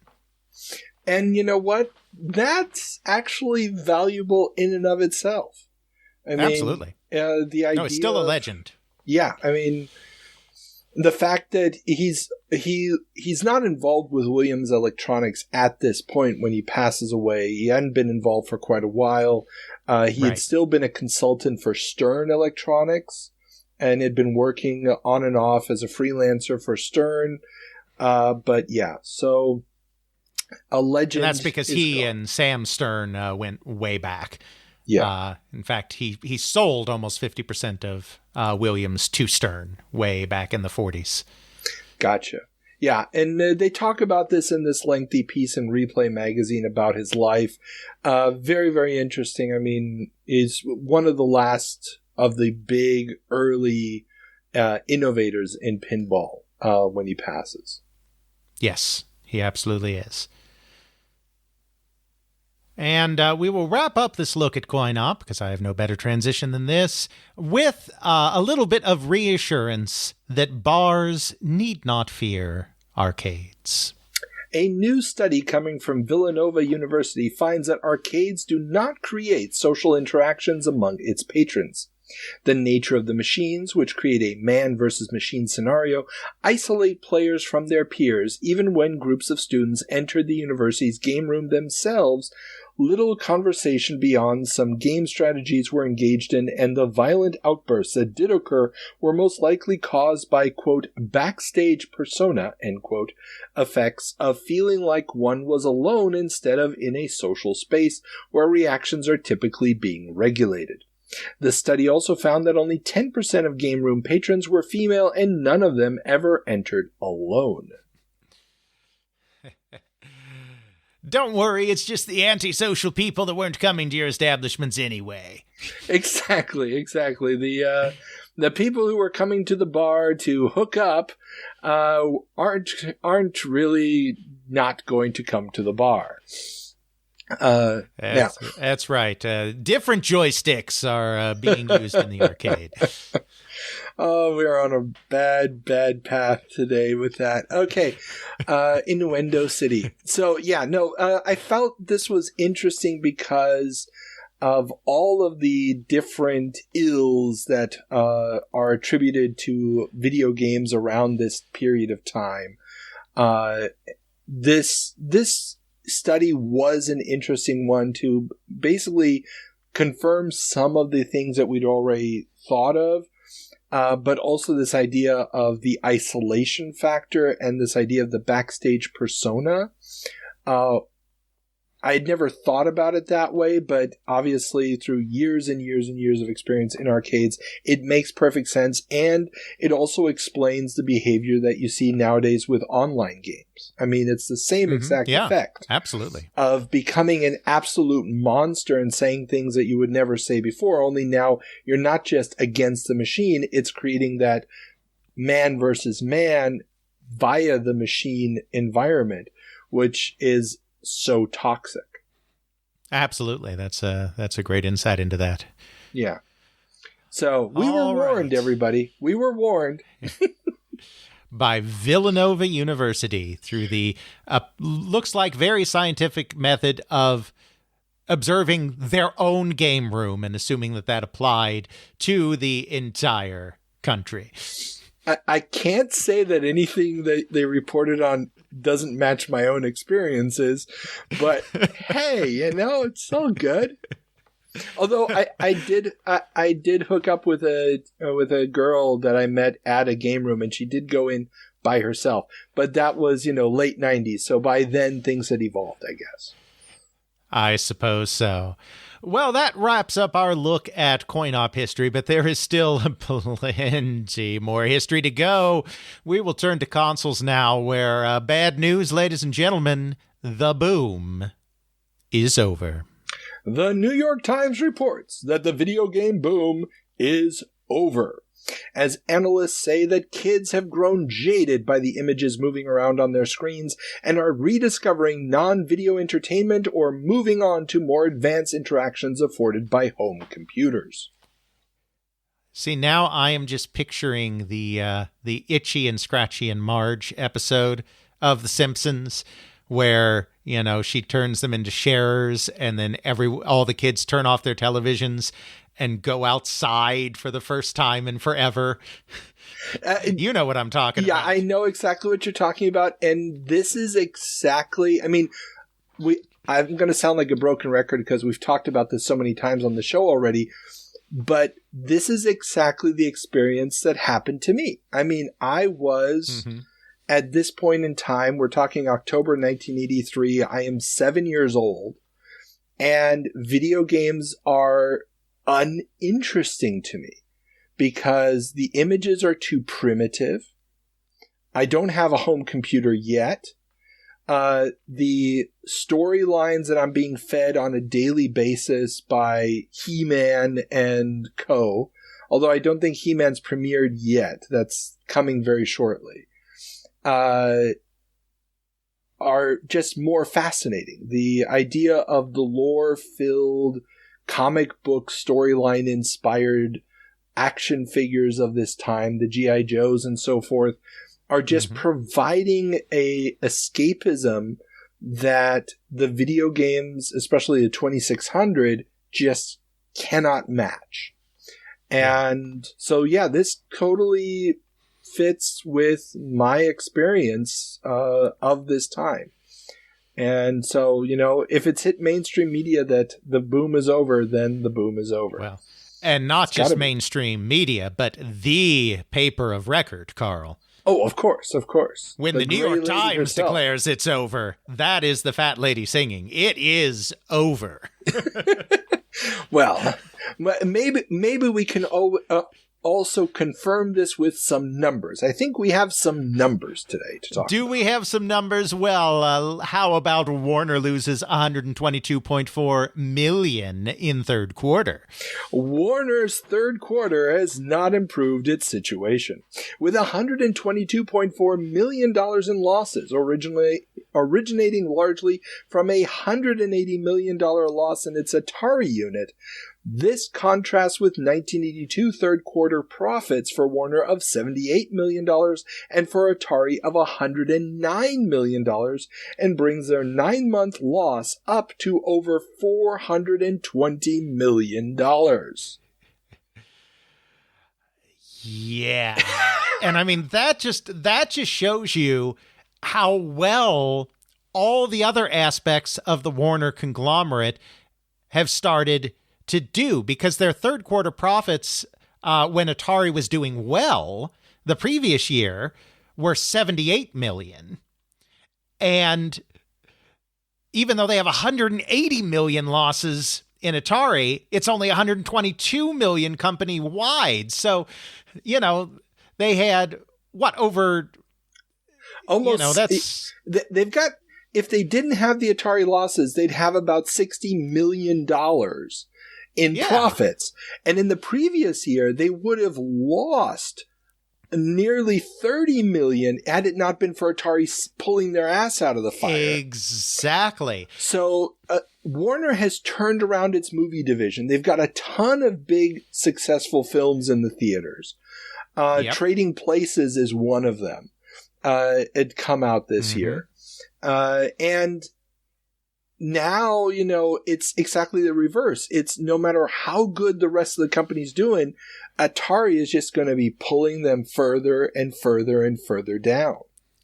Exactly. And I mean, this is just the first 9 months. We still have Christmas, baby, and it's not going to be kind to them. Not at all. Exactly. But this does also show, I mean, obviously there are huge problems with the video game industry that we've gone into ad nauseum, but this also reinforces something that we've brought up in the past on the show as well, where you do have to look back at the wider entertainment industry too.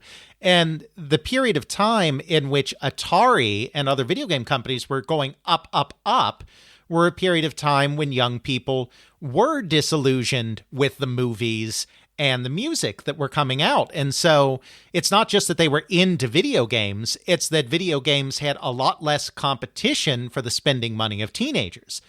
Now, the reinvention of the blockbuster through movies like Star Wars and Raiders of the Lost Ark, which, you know, are not Warner properties, but it all, you know, feeds in, has revitalized the interest of young people in movies, and MTV is revitalizing the interest of young people in music.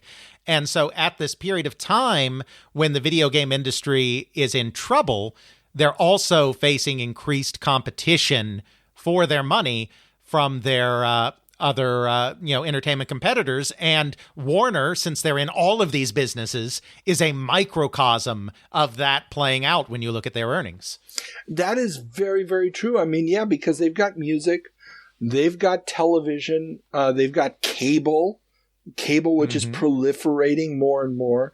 They've all of these different things, and suddenly, you know, it's like, well, we're making money on all these other things it's not at the expense of Atari. These are mostly self-inflicted wounds, but you know, you're right. It's a microcosm of the entire media industry. Now, there's other players in the console business that aren't in all these other fields. We'll see how they end up doing. But that's right. But, of course, losses often also mean layoffs. And sure enough, Warner cuts 250 jobs at New York HQ. Warner, parent company of Atari, continues to feel the fallout from the financial debacle and will cut 1/3 of its office staff in its New York headquarters. The cuts come after 2,500 jobs have been lost at Atari.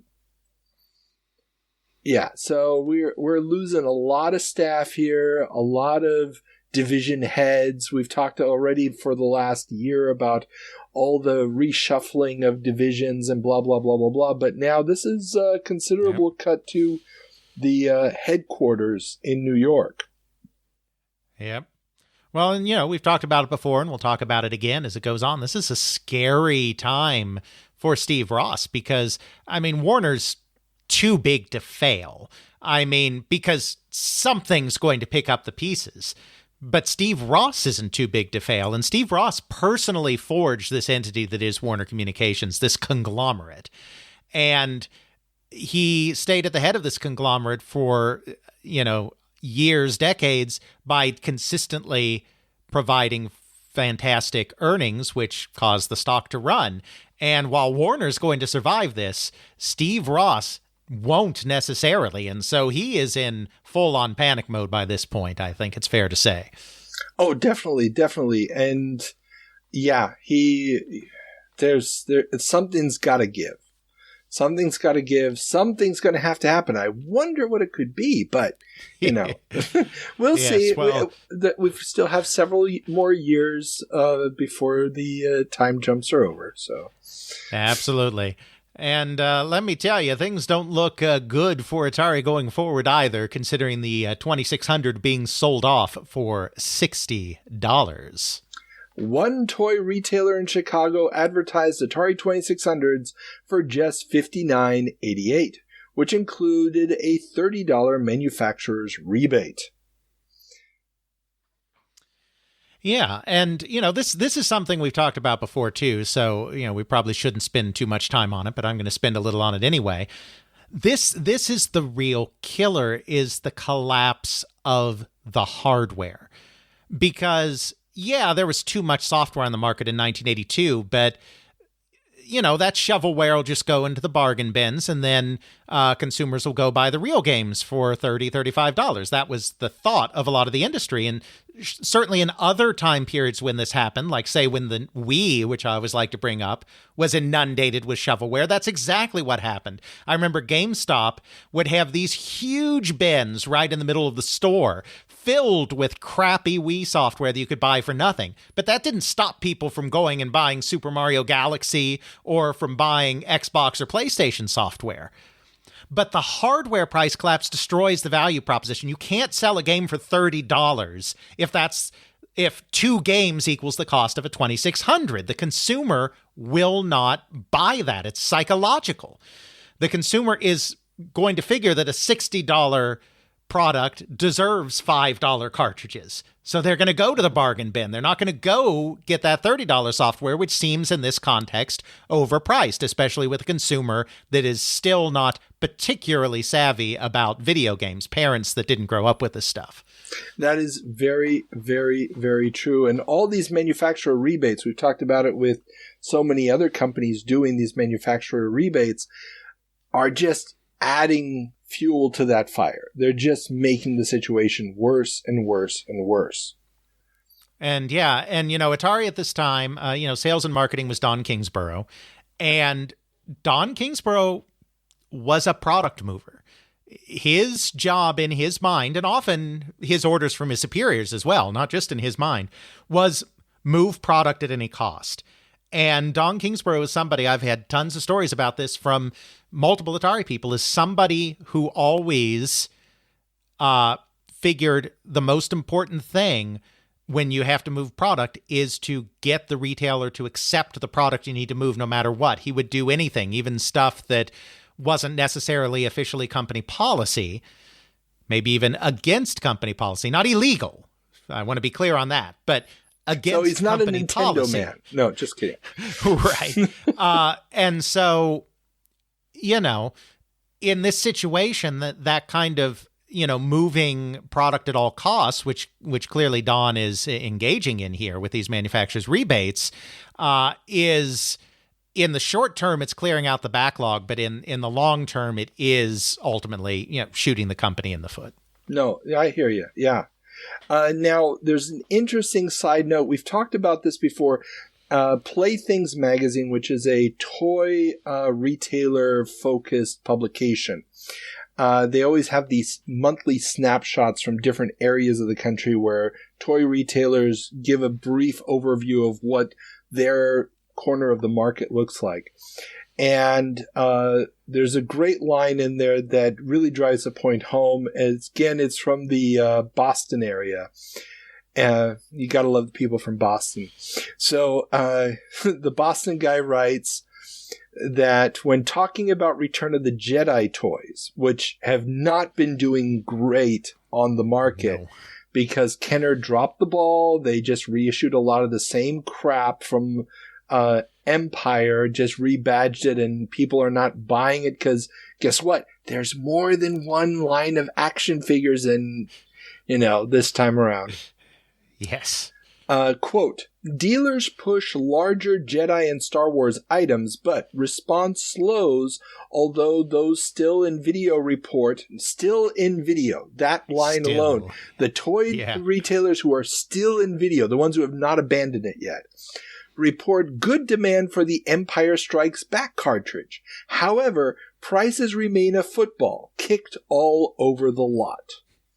I believe Carl has pronounced Empire Strikes Back cartridge. Yeah, I can't do a Boston accent. I appreciate you doing that, but I can't do that accent. So just the fact that he's talking about the toy retailers who had gone all in on cartridges just a couple years ago, and we've talked about this, you know, they weren't the major source of cartridge sales, but still they had put a lot of their eggs in that basket. A lot of them just seemed to be dropping it. But at the same time, there's no consistency in prices for this item. Yeah. Is a big deal. Absolutely. So clearly this is a good time to start putting out more video game cartridges, which is why Activision supports 5200. Atari's beleaguered Super System, the 5200, has finally gotten some third-party support from Activision, which will port River Raid and Kaboom to the system, hopefully in time for Christmas. Yeah. Good timing, guys. But yeah, I mean, you know, this is the point where Activision is trying to hold on to anything that it can as well. And those are relatively simple conversions to do, just because there's a lot of hardware similarities there. And so, you know, Activision's starting to hurt by this time, and I think they're just trying to get sales wherever they can get sales, because they are getting killed in their 2600 cartridges, like murdered on the street. Oh, with yeah. Their 2600 cartridges at this point, which leads them to making a deal with a discount retailer that then tries to stiff them on payments, and it's a whole saga. But yeah. Yeah. At this point, I mean, River Raid and Kaboom, I believe, have already been released for the Atari 8-bit line at this point. I know River Raid has. Yeah. And that'll make the conversion to the 5200 relatively simple. Yes. And 5200 owners are so desperate for software at this point that I guess even a simplistic game like Kaboom will be okay. River Raid, I mean, is more complex. And the 5200 version, if memory serves me right, will have all the additional features of the Atari 8-bit version, which includes different enemies and some more stuff. But, you know, it's still, the 5200 is dying on the vine, as we've already talked about. Absolutely. And that's not the only thing dying on the vine, as Mattel revenues collapse. Despite just having launched the Aquarius, Mattel's revenues have seen a massive plunge from $124.9 million in the second quarter of 1982 to just $3.5 million in the second quarter of 1983, leading to losses in the electronics division of $166.7 million for the quarter. And now, I should correct myself. This is not Mattel revenues for the company as a whole. This is Mattel Electronics revenues. Yes. Because they've got Masters of the Universe. But yes. Which is still not enough to save them, as we've talked about before, because Mattel Electronics is right now an albatross around the neck. Well, I mean, of the entire company. $3.5 million in revenue for the second quarter. Revenue. Yes. I mean, and when we're saying second quarter, this is the second quarter for their fiscal year. We're talking stuff that basically went up until the end of September or end of August, probably. Yes. But now that quarter, now, I mean, in fairness, that quarter is always going to be a weaker quarter than the ones that surround it in the toy business. But that's not waving this away because, the previous year was 124.9 million. Exactly. That's what I'm saying. I mean, this is basically it's a rounding error. They could have just said 0 and it would have been just as relevant. Yes, it would not a statistically significant difference between that and 0. Well, it also coincides with the launch of the Aquarius. It just means the Aquarius is not moving at all. The Aquarius is a non-entity at this point. Yeah, nobody wants that nonsense. No, and I didn't include this in the notes, but there's already a massive discounting. The English publication, Personal Computer News, it's a weekly. We'll talk a lot more about it later when we get to computers. But the Aquarius gets its third price cut since launch in October. Okay. It's down to under 100 pounds at this point in England. It's down to under 50 at this point, or it's at 50 at this point in England. It's just being thrown out there. It's like, please. Have they considered offering a free Castle Grayskull to anyone who buys an Aquarius? You know what? That almost would have helped. Now, here's some interesting information on all of this. So, analysts don't think Mattel can completely dump the Intellivision because of its importance to the company's revenue. So, overall, one analyst, Chris Kirby, who we've talked about a lot before, he's like he's the town crier for the financial industry at this point. He's the Michael Pachter of his day, if you will. Has lowered his expectations for the video game industry from shipments of $2.1 billion to just $1.7 billion in 1983, while his expectation for the home computer market is still a shipment of 5.5 million units, something that could happen due to the massive number of new entrants and ensuing price war, leading to similar collapse in the near future. I mean, he's not wrong there. No. So, I mean, just the fact that the revenue that he's predicting is going down, we'll find out next year how far off he was. And the fact that, the same thing's about to happen in computers, and probably faster than he thinks due to one of the big stories we'll be talking about shortly. But yeah, this is some dire stuff going on here. Absolutely. But it's okay because the Mattel computer adapter tested. That's going to save them, right? Spoiler alert. It sucks. So the long-delayed computer adapter turns the Intellivision into a 2K computer that, according to Personal Computer News, is like programming a high-end programmable calculator and turns your Intellivision into a weird mess of add-ons. Well, I mean, they said high-end programmable calculator, though, right? High-end. Yeah, but we really haven't done anything with programmable calculators since the 70s, so, it's... Yeah, this what counts as basic, the programming language on this thing apparently doesn't actually work like any other form of BASIC that exists, which in turn also means that as a learning tool, nothing you learn on the Intellivision hybrid computer thingamabob is going to be portable to other machines. And yeah, it's just this awkward mess of stuff hanging off of your Intellivision at this point. I just hope the good people at Personal Computer News were around long enough to witness the Sega Tower of Power. Because if you think this is a weird mess of add-ons, oh boy, that we is got something true. coming for you. No, okay, the Tower of Power actually is only 2 add-ons. Now, you could add, the Sonic 3 Knuckles thingamabob. But in reality, the Tower of Power is just 2 add-ons. This thing has, you're putting a keyboard on there, you're putting the extra CPU on there, you have to connect a tape drive to it. Yeah. I mean, this is a whole mess of new nonsense. That's true. And it's a 2K computer. I mean, this makes the Aquarius with 4K look like a powerhouse. Yes.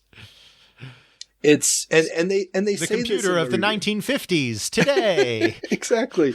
They actually say this. It's like the 2K. You're going to max that out so fast that there's really not much you can do. They do say that it's interesting the way that it does graphics and stuff, but the problem is that you can't really do anything with just the 2K of memory. So, what's the point?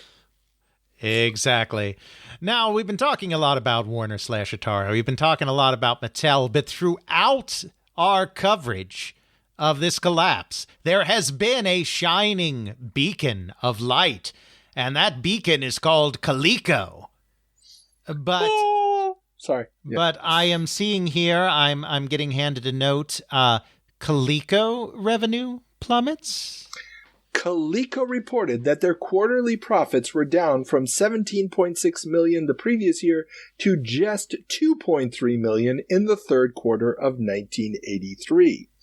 This on a drop of revenue from $165 million in 1982 to just $114 million in 1983. This is largely attributed to the lack of any major new releases for the ColecoVision, lower shipments of their console, and delays in shipping the Atom computer, which should have been out in August, but only started shipping in the third week of October, a delay attributable apparently to problems with FCC shielding approval, and then followed by problems with the internal software. According to the British weekly Personal Computer News, Coleco failed to send the Atom's word processing software with the test unit sent to the FCC, leading them to not being able to test the computer's printer. The markets are very curious about how this will shake out, and the Coleco and Commodore have been alternating between being the most or the second most active option contracts on the Philadelphia options market for the last few months. Speaking of trading places. Exactly. I was thinking of that. Frozen orange juice. Okay. Sorry, just rewatched that movie a couple weeks ago. Oh, it's so good. It is so good. But yes, so Coleco, we've talked about this for the last couple months. The Atom, which was their computerized version of the ColecoVision hardware that was an all-in-one. They were going to kill everybody else by including a printer and all the other peripheral equipment, including their weird high-speed tape drive thingamabob. The only problem is you can't just run the computer on its own. It has to be connected to all the other devices because they've integrated things like the power supply into the printer. And apparently their highly touted application software that was going to make this a professional machine not only sucks. The early reviews of the software are terrible, but when they sent it to the FCC, the software wasn't included is the story. And so since the FCC couldn't run the printer, they couldn't see how much interference was being created by the chips in the printer, and therefore they couldn't get the FCC approval immediately to be able to launch the product. And yes, this is now having ripple effects. The original plan was to get the machine out in Europe in time for Christmas '83. Now, if you remember back, we talked about this almost a year ago. CBS had the license to distribute ColecoVision in Europe. Mm-hmm. And CBS, a representative for the European division of CBS, has told the magazine that they have not received a demo unit yet. So they don't know which modifications need to be made to be able to even begin to calculate or plan a launch in Europe. And while they don't have the FCC regulations or similar regulations in Europe on the same level, the problem for European clearance is going to be the power supplies. Mm. Those 240-volt power supplies apparently do need to be tested before the machine can be sold, and that is a very expensive and lengthy process, which without a demo unit they can't even begin to work on. So when could we see a release in Europe? Well, not for a while. And just to add to all this, Coleco is still betting big. Remember, we talked about this last month or the month before, that Coleco has reduced or stopped production of the ColecoVision in order to ramp up manufacturing of the Atom. So the one console that everybody was hoping was going to save the console market is not available for Christmas of '83. Now Coleco has signed a deal with Scholastic, a big publisher of educational publications in the States, to launch a spin-off publication to Scholastic's Family Computing monthly magazine called Atom Family Computing. I was not able to find any evidence of a first issue of this actually ever hitting newsstands, but, they're telling us that this is coming. And last but not least in our Coleco headlines here, there are 3 separate lawsuits filed by shareholders against Arnold Greenberg, head of Coleco, for insider trading. Apparently he sold a bunch of stock in June when it was at 60 and now it's in the 20s. Whoops. Yeah, so, what did Mr. Greenberg know about the progress on the Atom at that point may be a question that needs to be answered in front of a jury. So, yes, indeed. I'm not sure how far these lawsuits got, but those depositions would be fun. Absolutely. But wait, Carl, against all of this doom and gloom, I see a positive report. CBS posts gains. American media conglomerate CBS has posted a profit of $33.4 million for the third quarter, despite suffering a loss of $15.7 million in its Columbia division, which includes its toy and video game divisions. The video game market downturn has forced them to write off unamortized costs related to video games. So maybe not as inspiring as I was hoping there from the headline. No. This was sorry. I put this one in sort of as a red herring because I needed some good news in the console. I was playing it up deliberately. Good. Yeah. So this is just showing how it's hitting even the companies that you don't normally associate with video games. And just how everybody had gotten into it, as we've talked about over the last 2 years. And, these guys, they've just written it off. CBS is out at this point. Yeah. They've just get rid of the crap, done with it. That's it. The interesting thing is CBS is a very interesting counterfactual because they were the one media company, and I'm not counting in this Warner purchasing Atari or Paramount purchasing Sega because they purchased existing expertise, But they were the one media company that seemed to kind of get it a little bit because they weren't just trying to turn all of their licenses into stuff. They licensed arcade games. Yes, by the time they got into the market, it was basically just Bally Midway stuff left. But, they were licensing Gorf and Wizard of War and games like that. And they were having, they had John Madden as a spokesperson for their video game releases. And they were going to do a John Madden football. Not the same software at all that was the John Madden football, obviously, of EA, but and they knew that they had great distribution in both Europe and Latin America as well. And so, they did the Coleco deal for Europe. They were distributing Activision stuff all around the world, including down in Latin America. In fact, their Latin American guy who was running that was one Ron Chamowitz, who would later become the founding CEO of GT Interactive, the big publisher in the 90s, who also discovered Gloria Estefan in the music business, etc. So it feels like some of their people were really getting it in a way that some of the other media companies weren't, but they never had a chance to leverage that because by the time they were starting to get in, it was already time to get out.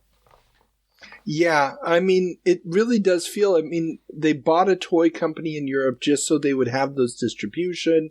They see where it's going. They understand it all. It's just, it's just a little too late. A little bit earlier, and they probably would have had a good shot at this. But at this point in time, game over, man. Game over. That's right. And speaking of game over, one last depressing headline in the console space: Toys R Us sees drop in video games and computers. The toy retail giant expects third quarter profits to exceed 1982's third quarter profits of $4.7 million. And while computers and video games continue to be strong, data predicts that those categories will only contribute 14% of the company's revenue, as opposed to 19% in the same period the previous year. Yeah, so even though there's a drop here, they're still doing pretty well with their video games, which is why, of course, Toys R Us is the one retailer that consistently throughout the crash says, guys, this is going to come back. Just wait for it. We are still committed to this. And of course, they are one of the very first companies to sign on when Nintendo starts courting retailers for their test release in 1985. Definitely. And it's also interesting here, they're talking about their data. And Toys R Us is one of these very early adopters in large-scale retail of using computers to both track their inventory and also model their inventory. And so if you listen to the Business Wars podcast, amazing show. I highly recommend it to everybody. They just did a whole series on Toys R Us versus KB. And they went deep into how the modeling actually helped them in one of their biggest fiascos, which was this Christmas Barbie in the, I believe, early 2000s, was the one time the CEO decided to go against the computer modeling. Interesting. Yeah. I was not aware of that. No. Yeah. If you're not listening to Business Wars, listen to Business Wars. It's one of the most entertaining sort of narrative historical pieces backed by tons of data.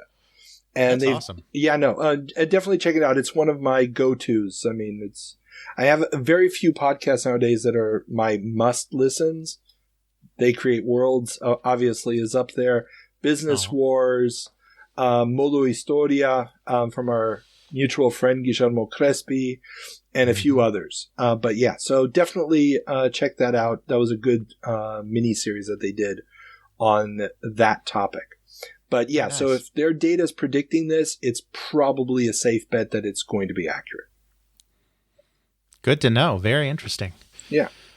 All right, so let's turn to the rosier computer industry where everything's great, right? Let's see. Our first headline here: Apple earnings plummet.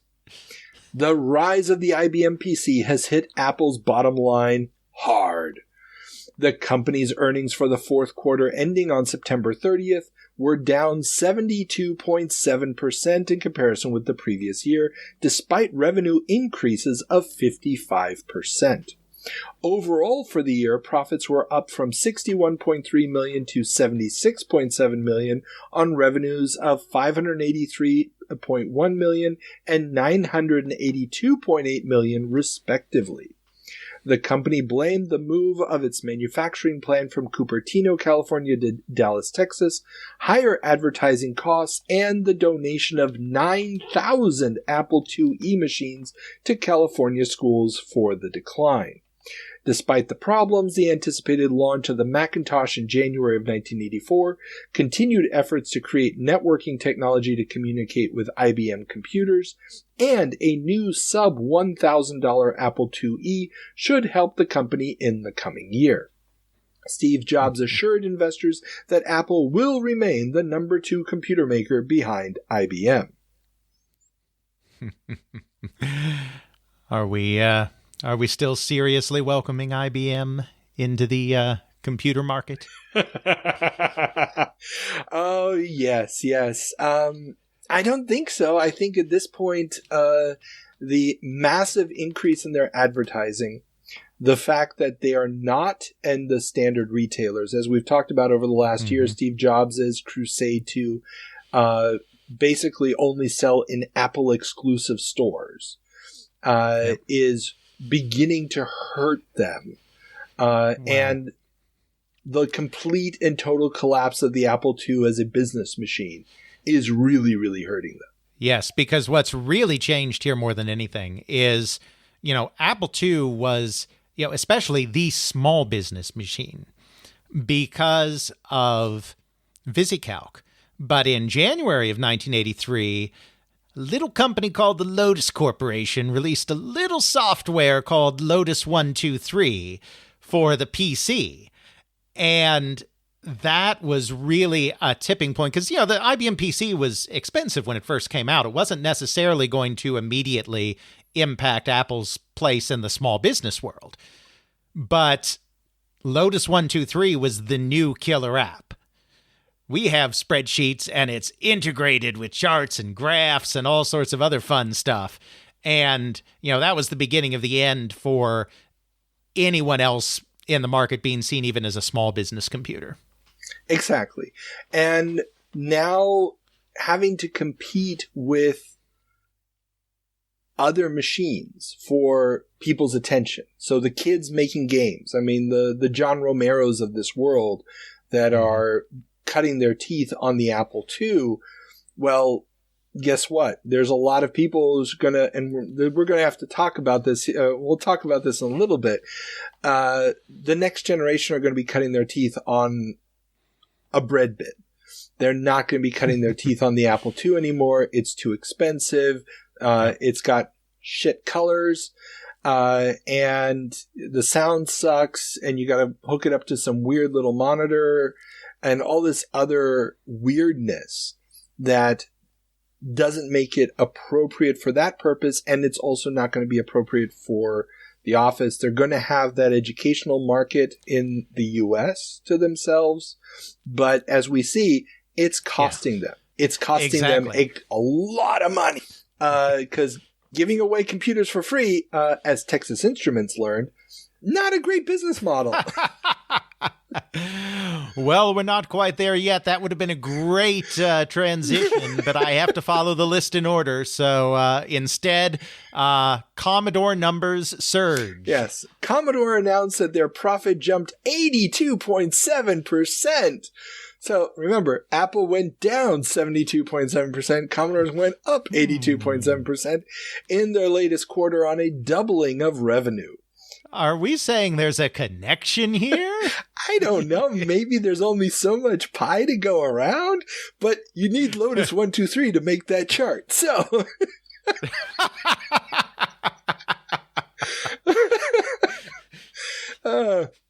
analysts worry, though, that a bottleneck in the supply of disk drives for the hugely popular Commodore 64 could impact sales of the computer itself going into the holiday season. That's not the only part of the disk drive with a bottleneck. That is very sadly true. But yeah, so a couple people talked about that that disk drive bottleneck that's happening. I don't believe it's going to have any major impact on the sales going into the holiday season.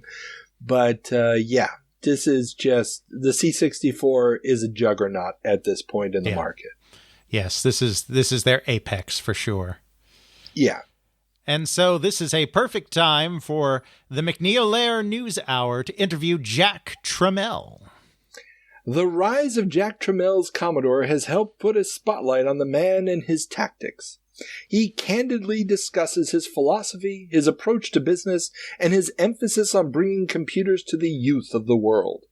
Important to note in all of this is that a Ms. Isgur, a market analyst, is interviewed after the Tramiel profile, and McNeil asks how recently begun investigations by the SEC and the IRS into Commodore may affect the company going forward, something that is interesting considering that Tramiel keeps moving the company's seat, which at the time of the interview was in Hong Kong.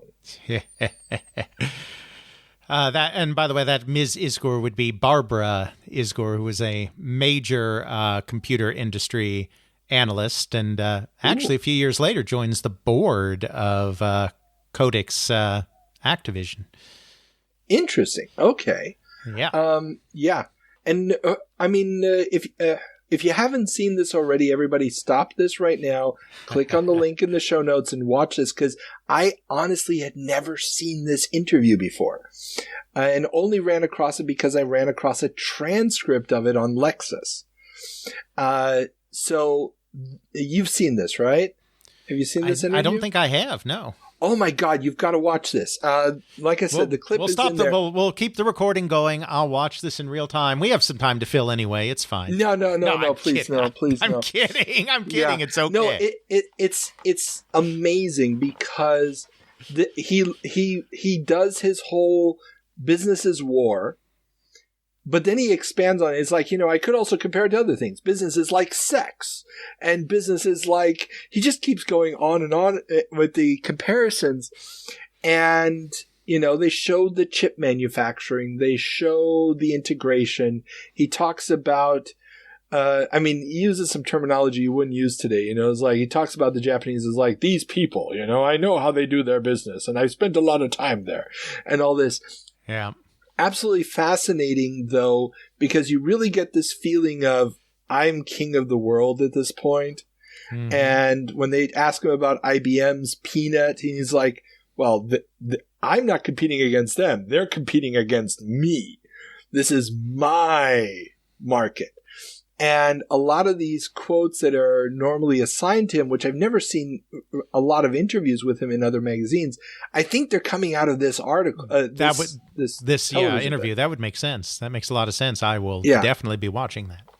Yeah, no, it's a fascinating piece. Highly recommend it. And the analysis by Ms. Isgur afterwards, now that you tell me that she's a major analyst, makes a lot of sense, because her insights are very, very good on, chip supplies and what IBM can and can't do in the market. And she is a little skeptical about the Peanut. She doesn't really know if that's a factor. And also, just a side note, for those who aren't familiar with the McNeil Lehrer News Hour nowadays, they just think they call it the PBS News Hour. It's a 1-hour news show. It's been going on for decades on American public broadcasting networks, stations. And very, very good news program. It used to be my go-to news program in my teens and my 20s. And every night they'd have a couple of headlines, and they'd have like a profile like this one, and always bring on analysts to talk in depth about the stories that they covered. And the opening line, because this is slightly video game related, was about the Reagan administration's scandal concerning support for the Contras in Nicaragua.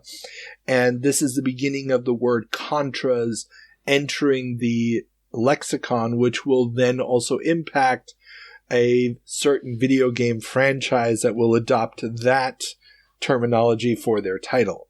So I just thought that was a fun little thing. Exactly. For me, I still consider it, the name of the game is Grisor, but hey, Contra works too. It's okay. And we will definitely be seeing a little controversy around that when we get to the 1987 jumps. Oh, definitely. I mean, this will pop up again and again. It's always good to give a little bit of historical context to what's happening in the video game industry. But you know what's not going to be popping up anymore, Carl? The TI 99.4A, because TI drops out. Texas Instruments announced on October 28th that they will be leaving the home computer market and ceasing production of the TI 99.4A. This came as they announced a quarterly loss for the home computer division of $330 million, which includes a write-off for exiting the market, which contributed to a total division loss for the previous 6 months of more than $500 million. TI's overall quarterly loss was just $110 million. TI announced that they will liquidate their remaining inventory, which currently retails for $149 with a $50 rebate. One mail-order supplier told the New York Times that the rumor on the street is that the wholesale price for the remaining 99.4As will be sold off at just $47, something that was bringing them to tears. The only manufacturer left to turn a profit is Commodore, but the New York Times article speculates that the end result of the battle just may be that all the competitors in the home computer market wipe each other out, clearing the path for IBM and its PC Junior. Well, they were half right. And meanwhile, Jack businesses like Sextramel orgasms 15 times in a row as he reads this article in the New York Times. Oh, hell yes.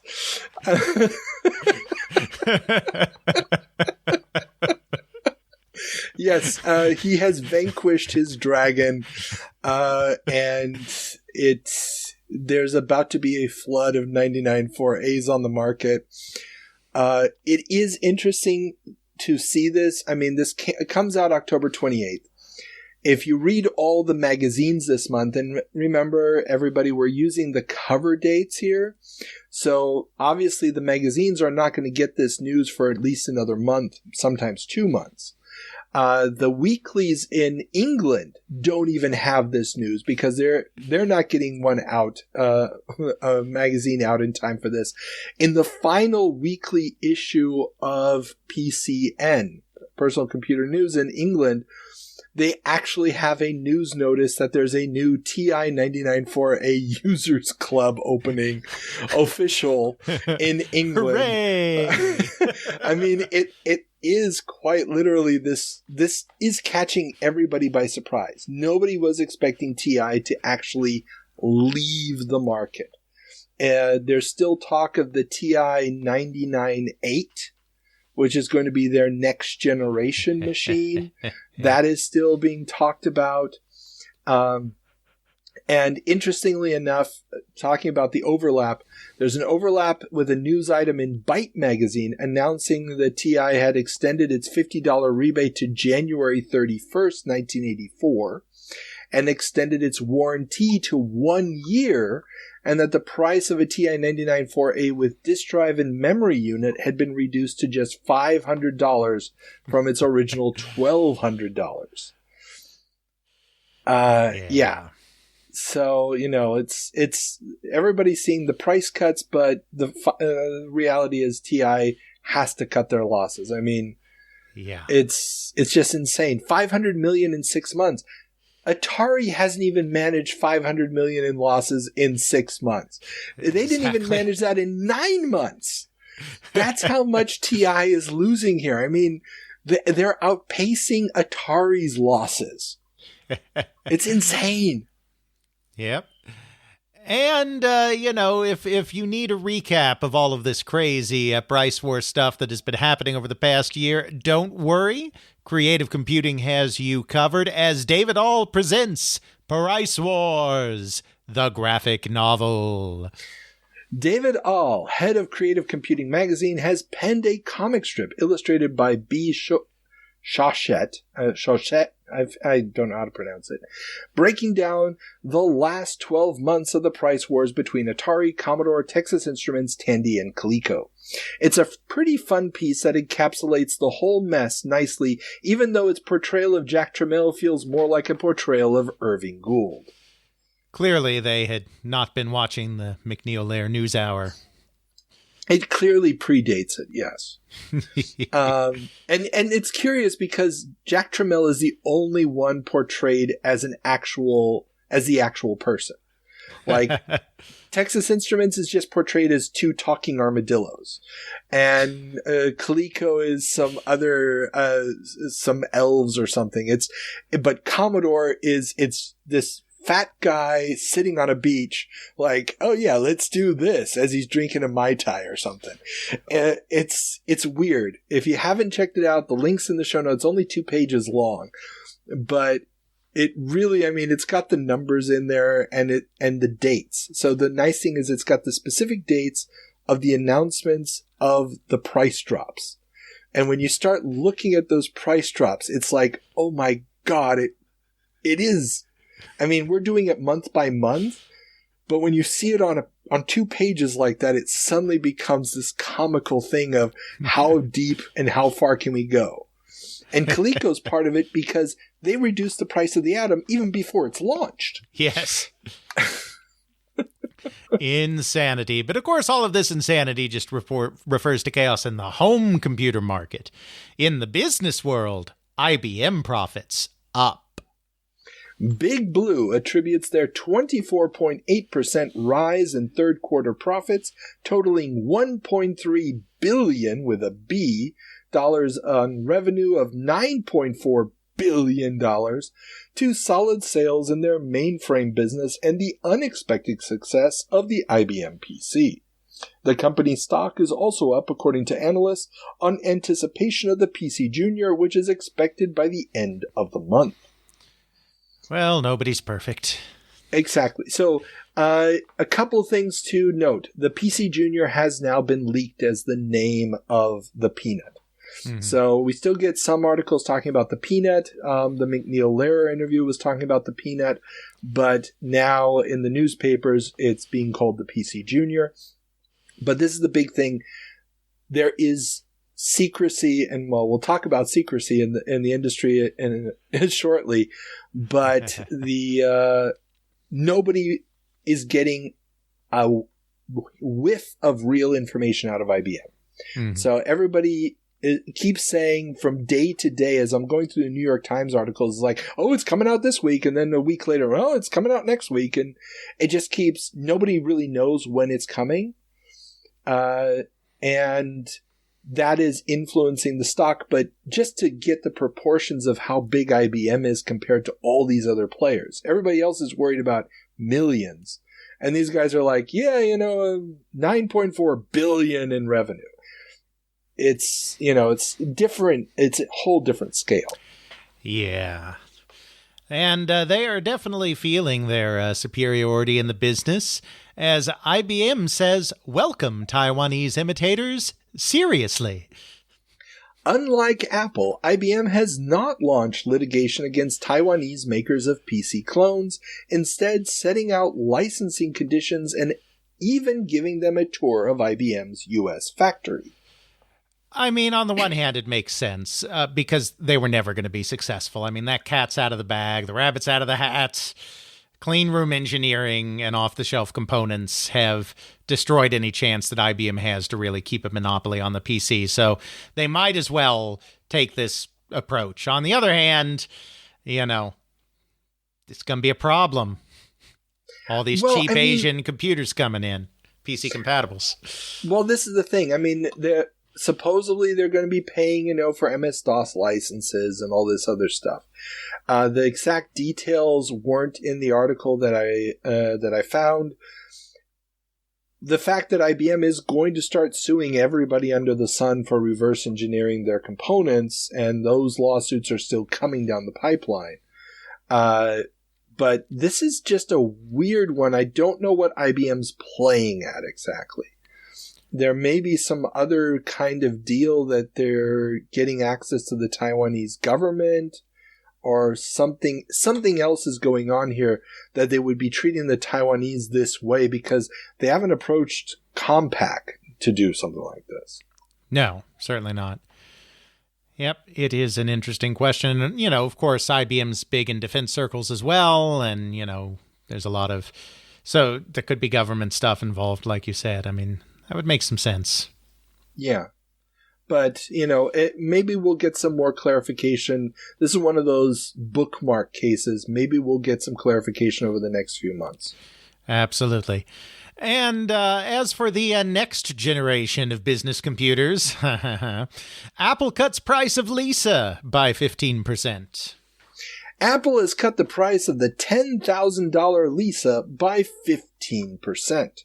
The US version will now come without the bundled 6 software packages, including word processing and spreadsheets, giving users the option to buy off-the-shelf software. The UK version will still come bundled with software, as Apple doesn't think there will be any third-party software appearing in the UK for some time, as there are only an estimated 200 of the machines installed there and 2,000 worldwide. I mean, 15% off's a rounding error when it comes to the Lisa. That's not exactly going to spur sales. Well, the fun part here is the only 6 programs ever released for the Lisa will be the 6 programs that originally came with it, which means this whole thing that, the third-party software is on its way is nonsense. And Apple has to know that at this point. There's no way Apple doesn't know that. Unless, of course, there's a lot of companies backing out of backing the Lisa, knowing, what they know about the Lisa at this point. Mm-hmm. It's just messed up. But yeah. Hey, Macintosh is coming, so who knows? That'll save everything. Steve Jobs will be a hero. Yeah. They won't have to rely on the Apple II for decades. No, for next decade. Now, we've talked about some of the big names here so far in this business, like Apple, Commodore TI, IBM, but we can't forget that these aren't the only ones out there, and there are formats everywhere. The U.S. computer market is awash in formats. Infocom has announced that their games are now available on 13 different formats, including the IBM PC, Apple II, and Osborne 1. Similarly, companies such as Broderbund and SSI are busy porting games to systems such as the C64. Activision is bringing 2600 games to the Atari 8-bits, and Software Toolworks has ported their air traffic controller sim Airport to CPM, shipping it on both 8-inch and 5-inch formats and making it playable on systems such as DEC, K-Pro, Osborne, Xerox, and Heath Zenith, as long as you have an 80-column display. Yes. Now, of course, Infocom is releasing on everything under the sun because their programs run on a virtual machine, and they can. Because they don't have to port their titles. They just have to port their virtual machine to each system. But even the other companies have this bewildering array of choices now as the home computer market is still in the process of shaking out. Well, and this is the thing. I mean, just as everybody is gearing up to port, actually it's already done. Yes. I mean, the reality is there's the IBM PC, and there's the C64, and I guess the Apple II is still a player? A little bit in games. That's about it. About it. Yep. All of these other ones are about to get their asses handed to them in the biggest, baddest way. I mean, the Atari 8-bits are going to survive here and there for a little while longer. They'll limp along, yeah. But this idea that all these other formats, especially all these CPM formats, these are CPM derivatives that are still hanging out there, they're all about to be wiped out. Yeah. Because, why would you buy, like you said, once the Lotus 123 hits DOS, why would you bother buying a business machine that's not capable of running it? Absolutely. And of course, lurking in the background of all of this, let's not forget that the Japanese are still coming, as the Japanese show off at SENTE. Yes. While the UK market is dominated by homegrown microcomputers, and Germany seems to be the purview of US imported game consoles and computers, France appears to be open season, as shown by the number of Japanese-made computers on display at SICOB, S-I-C-O-B, show. That's a computer show in Paris. Panasonic and Sanyo showed off both 8-bit micros that are considered too expensive to compete in the UK price wars, while Sanyo also showed off a £1,500 expensive IBM compatible. 2 French machines were also shown off, the Brit MSI, so BRIT/MSI,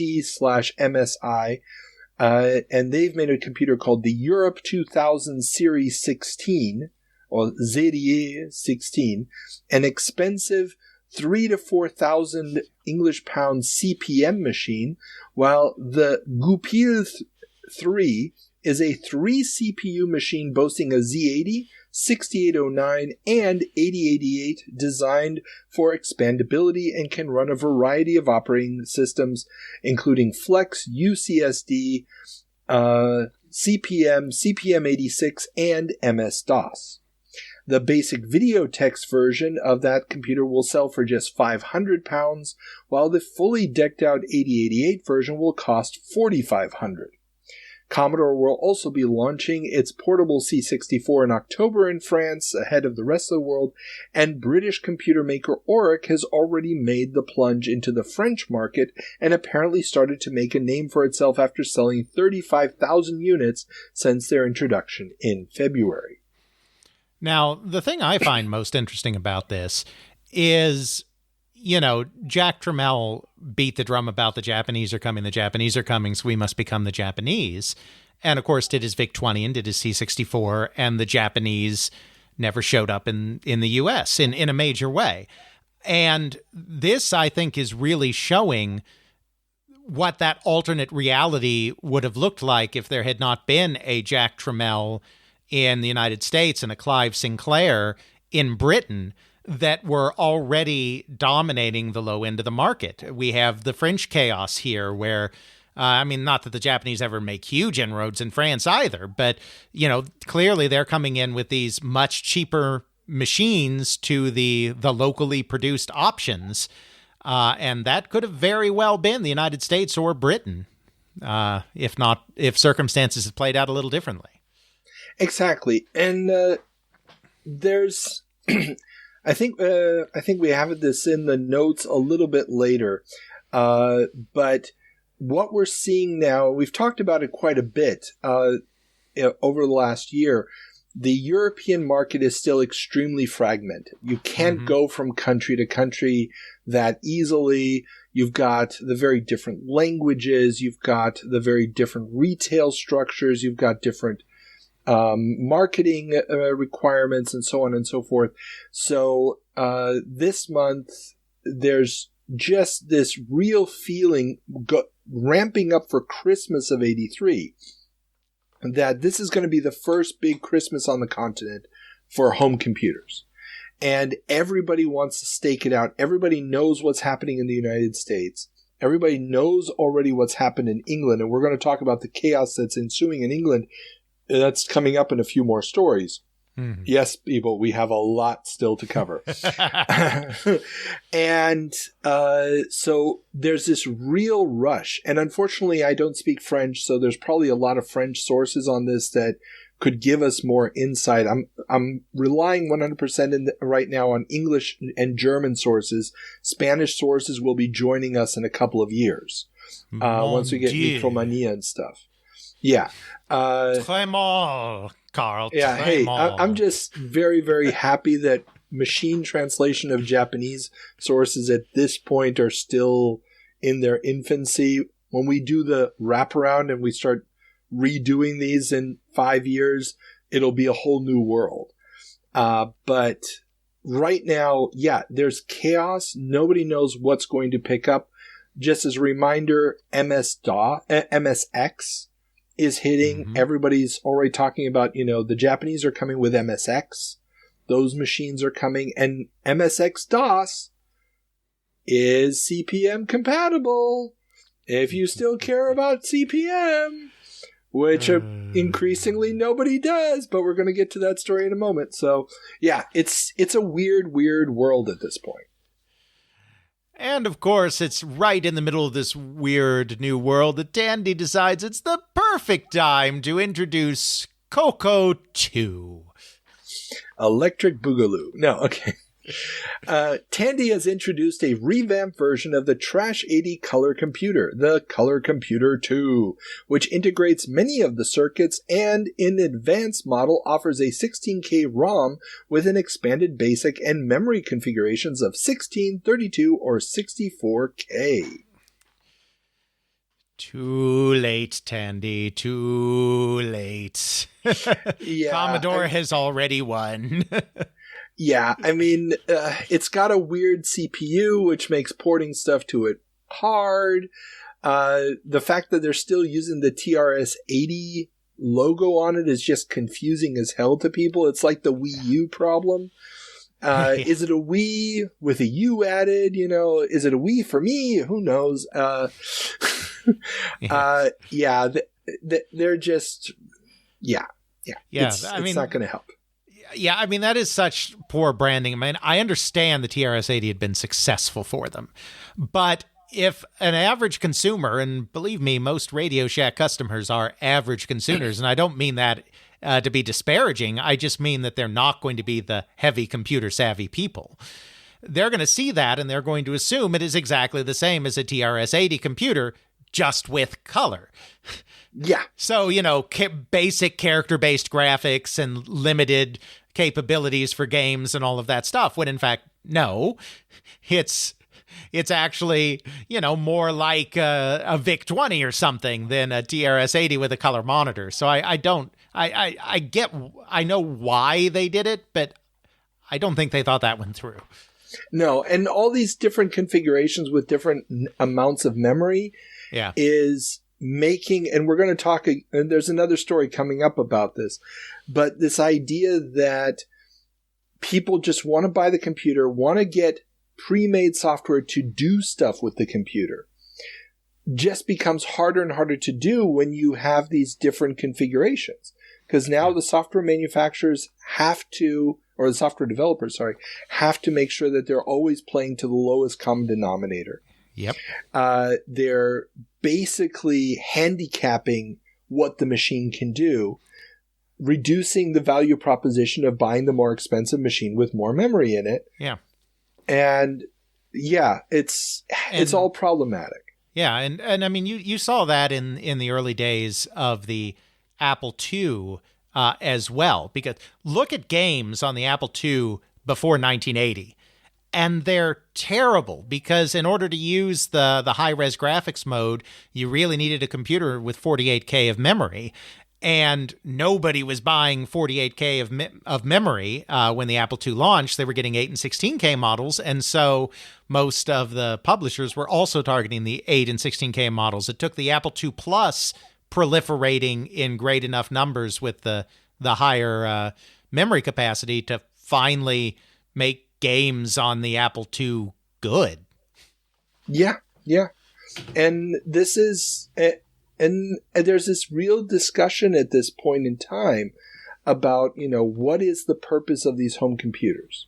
Mm-hmm. And there was one article about how, if the industry doesn't manage to make productivity and education software a true reality for home computer users, all the machines will be is game machines. And if they're just game machines, people will get tired of them. Yep. And no, they were wrong about getting tired of them, but at least from my point of view, but it's that problem. And you need to make it quick and easy. Buy the machine, put in the software, do what you want to do with it. And these options are just getting in the way. No, Carl. You need to make sure you have something at every price point for every kind of consumer, and that's why we are not just introducing the Coco 2, but Tandy also introduces the MC10. Tandy has thrown their hat into the cheapo low end with the MC10, a $119 chiclet keyboard micro running on a Motorola 6803 CPU with 4K of RAM and using cassettes as a storage medium. While it had the same graphics chip as the Coco, it was not compatible and did not last long on the market. Yes, that is what you call it, the cheapo low end. I call it the doorstop market. They entered the doorstop market. But I do not know what possessed them to enter the doorstop market at this point. I mean, I guess they just couldn't stop at this point because the Timex Sinclair 1000 already showed that the doorstop market was dead. Yeah, I guess they just wanted to have something, but $119 at this point is freaking expensive. Exactly. The VIC-20 is already under $100, and it's got a real keyboard, and it's got a cartridge slot so you can pop in games and play, this thing is a joke. So 4K of RAM, my God. It's the freaking Aquarius. This is an Aquarius. Exactly. This failure could have been easily predicted, especially when, so they're also announcing something like the Color Computer 2, which even though it fails is still, a far more robust successor. It's kind of similar in a way almost to the, Osborne effect. And wouldn't you know, the Osborne effect is entering the lexicon as Osborne effect postulated as cause of death. Osborne's confiding in business elites that the Osborne Executive 2 would be IBM PC compatible well before the machine was ready seems to have sealed the deal for the company, as the massive number of new PC compatibles being announced and launching left little to no room for CPM machines to survive. And so this is coming from the aforementioned Personal Computer News. They have a column in each episode from their American correspondent who does a very good job of sort of summarizing what's happening that week in the U.S. in the markets. And they talk about how, the rumor is that Osborne told some business elites, this is the terminology they use in the column, that, the Executive 2 would be IBM PC compatible, whereas the Osborne machines up to this point had been CPM machines. Mm-hmm. And apparently, everybody just stopped ordering them. Now, I've increasingly had my skepticism about whether or not the Osborne effect is real or was real, due to the simple fact that, as we've seen over the last 2 years, CPM machines are dead. Nobody who really knows anything about computers gives a rat's ass about CPM. So the fact that people just stopped buying the Osborne machines because they weren't IBM PC compatible, with the compact machine either on the horizon or already on the market, in the same form factor, giving you IBM PC compatibility, it just felt like, he probably told them out of desperation, hey, stick with me, the next one will be PC compatible. I don't think that the sales collapsed because he told them that. I think that sales just collapsed because he's selling a product that nobody cares about, that even Digital Research has basically acknowledged they've got to make software for MS-DOS at this point.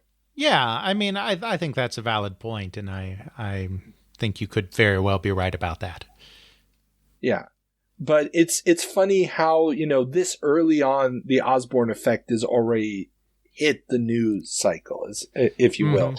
And now it hasn't hit it in the New York Times or anything. They're not talking about it.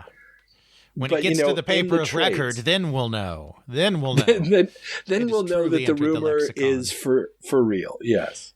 Absolutely. Sorry, But no worries. Despite all of this turmoil and all of these failures, computer industry shakeup not affecting jobs. While many high-profile computer companies like Osborne and Atari have been either closing or cutting jobs, there is still no shortage of openings in Silicon Valley as more and more startups spring up and established companies gear up to provide an ever-increasing number of products, chief among them IBM workalikes or clones.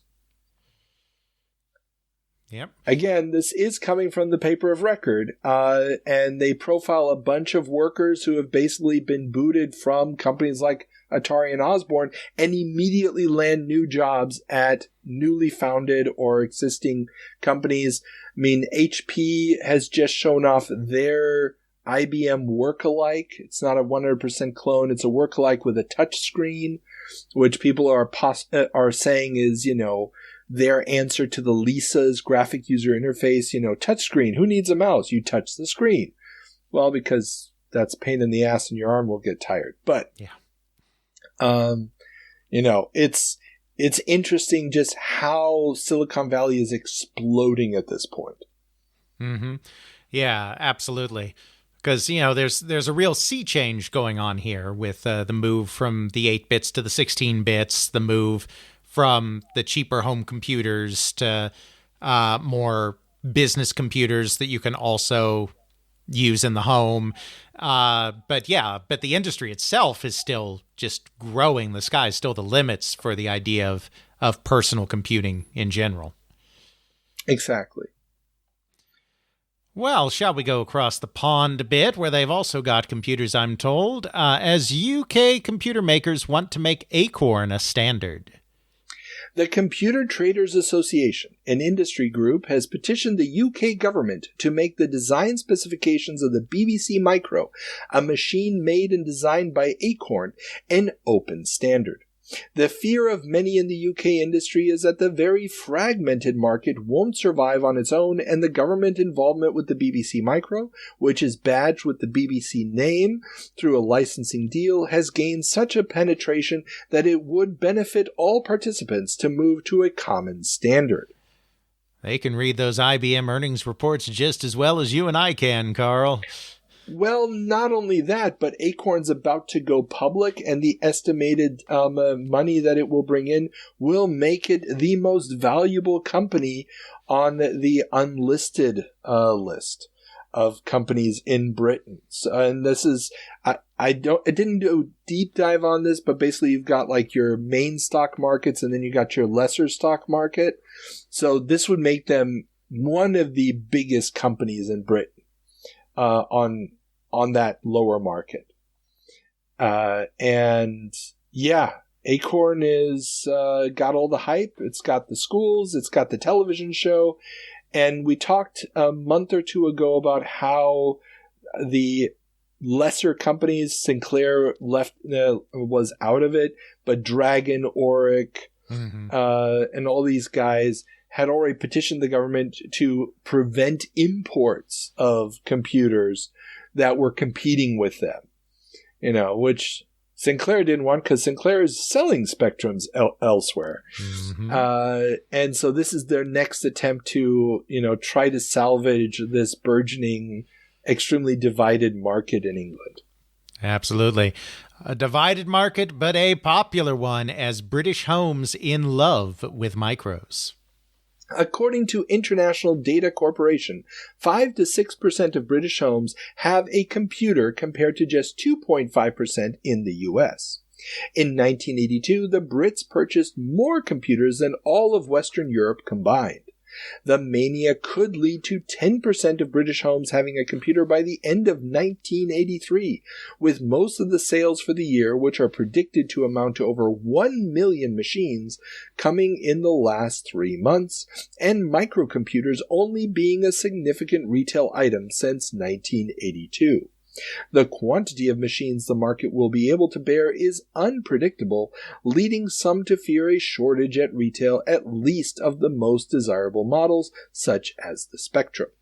Acorn is having problems getting its recently released Electron onto store shelves, flying machines in from Thailand, which may not help their upcoming IPO, which if predictions hold, will make them the most valuable company on Britain's list of unsolicited securities. Yep, there was a time when the British public were leading the way in computer use, and I mean, it really was a perfect storm. You had the Thatcher government promoting New Britain and making computer jobs, computer use, computer education a central pillar of that plan, which then leads to the great amount of government promotion of computer education in schools, and the idea that your children will need to know how to use computers or they'll be left out of the new economy. And then throw on top of that Sinclair sliding in under the official computer of the government, the BBC Micro, with its cheaper ZX8081 and Spectrums, and you have all the ingredients you need for a public to start going gaga over computers. Yeah. And also there's no consoles, or it's not no consoles, but the console market just never really matured and materialized, in large part because of that very expensive software. Which now, I mean, with the computers, as we will see, not as expensive. Yes. And, of course, as British homes are flooded with micros, it also means the teenage programming superstars blossom in the UK. The myth of the UK bedroom coder begins to congeal as the Financial Times profiles companies like Virgin and Llamasoft, which market the games of their young stars. The massive explosion in the computer game software market, estimated at £60 million in 1983 by Virgin's Nick Alexander, has an allure that combines both the mythology of the self-made man with the mystic of sci-fi tech in a way that will no doubt grab the attention of many a youngster learning to program. The big question will be whether the current price structures can hold, or if the hardware price wars that have rocked the US will come to the UK and extend to manufacturers dumping US software on the market to lure hardware purchasers to their machines. Yeah, I mean, you call it the myth of the bedroom coder, and of course it is in the way that it was portrayed, trying to make it all glitzy and glamorous, when really what it is they just put an ad out saying, hey, mail us some software. And then they would get a bunch of stuff mailed in and pick the best and give a paltry royalty. But it is true, and I've talked about this before, and I'm sure we have as well, that because of this push of computers in education, and young people are embracing, and because of the lack of consoles, young people are embracing computers at a greater rate in the UK than, say, the US. And there is a lot more game software coming from teenagers in the UK than is the case in the US, where you do have a few teenage prodigies like Mark Turmel and his friends at Sirius, or Don Matrick with Evolution Software in Canada, but is mostly coming from an older group that first started using computers when they were in college rather than high school. Well, yeah. And in the US, you've got this group of programmers that started when the machines, the Trinity, shows up in the 70s and is so expensive that the teens can't get access to it. Yes, exactly. By the time the prices come down enough for the teenagers to come in, they're competing against these more professional, more experienced programmers. Whereas in England, I mean, these people have only had access to computers in the home really since 1980. Mm-hmm. So it's 3 years ago, and those were super cheap machines, the Sinclair ZX8081. So they were young enough to be able to put the time in to get to they've got the time to spend on it. They've obsessive enough to do it. And the standards for what is expected of the software is low enough that you can get away with relatively amateurish stuff. Exactly. The productions are not at the quality that you'd expect in the States from the games being released by Epix or Electronic Arts, but it doesn't matter. And the glitzy thing, I mean, we talked about this last month already with Virgin has their bus tour where they're taking the programmers around, and you can, meet the programmers and play the games and all this stuff. They are playing this up. Imagine, which is already out there. We've talked about them, but they're going to play that up even further. They're going to take this to a whole new level. And so, and Llamasoft Jeff Minter's only, I think, 21 or 22 at this point, and he's been making games for a couple of years. And in this article, he talks about how, he's basically, his mom is doing the bookkeeping, his dad is helping him package up the stuff and sending it out, and it sounds, and the numbers that he's quoting of, how much revenue they're making, these are impressive numbers, especially in, when you think, hey, if I just got to sit on the computer all day, it's great.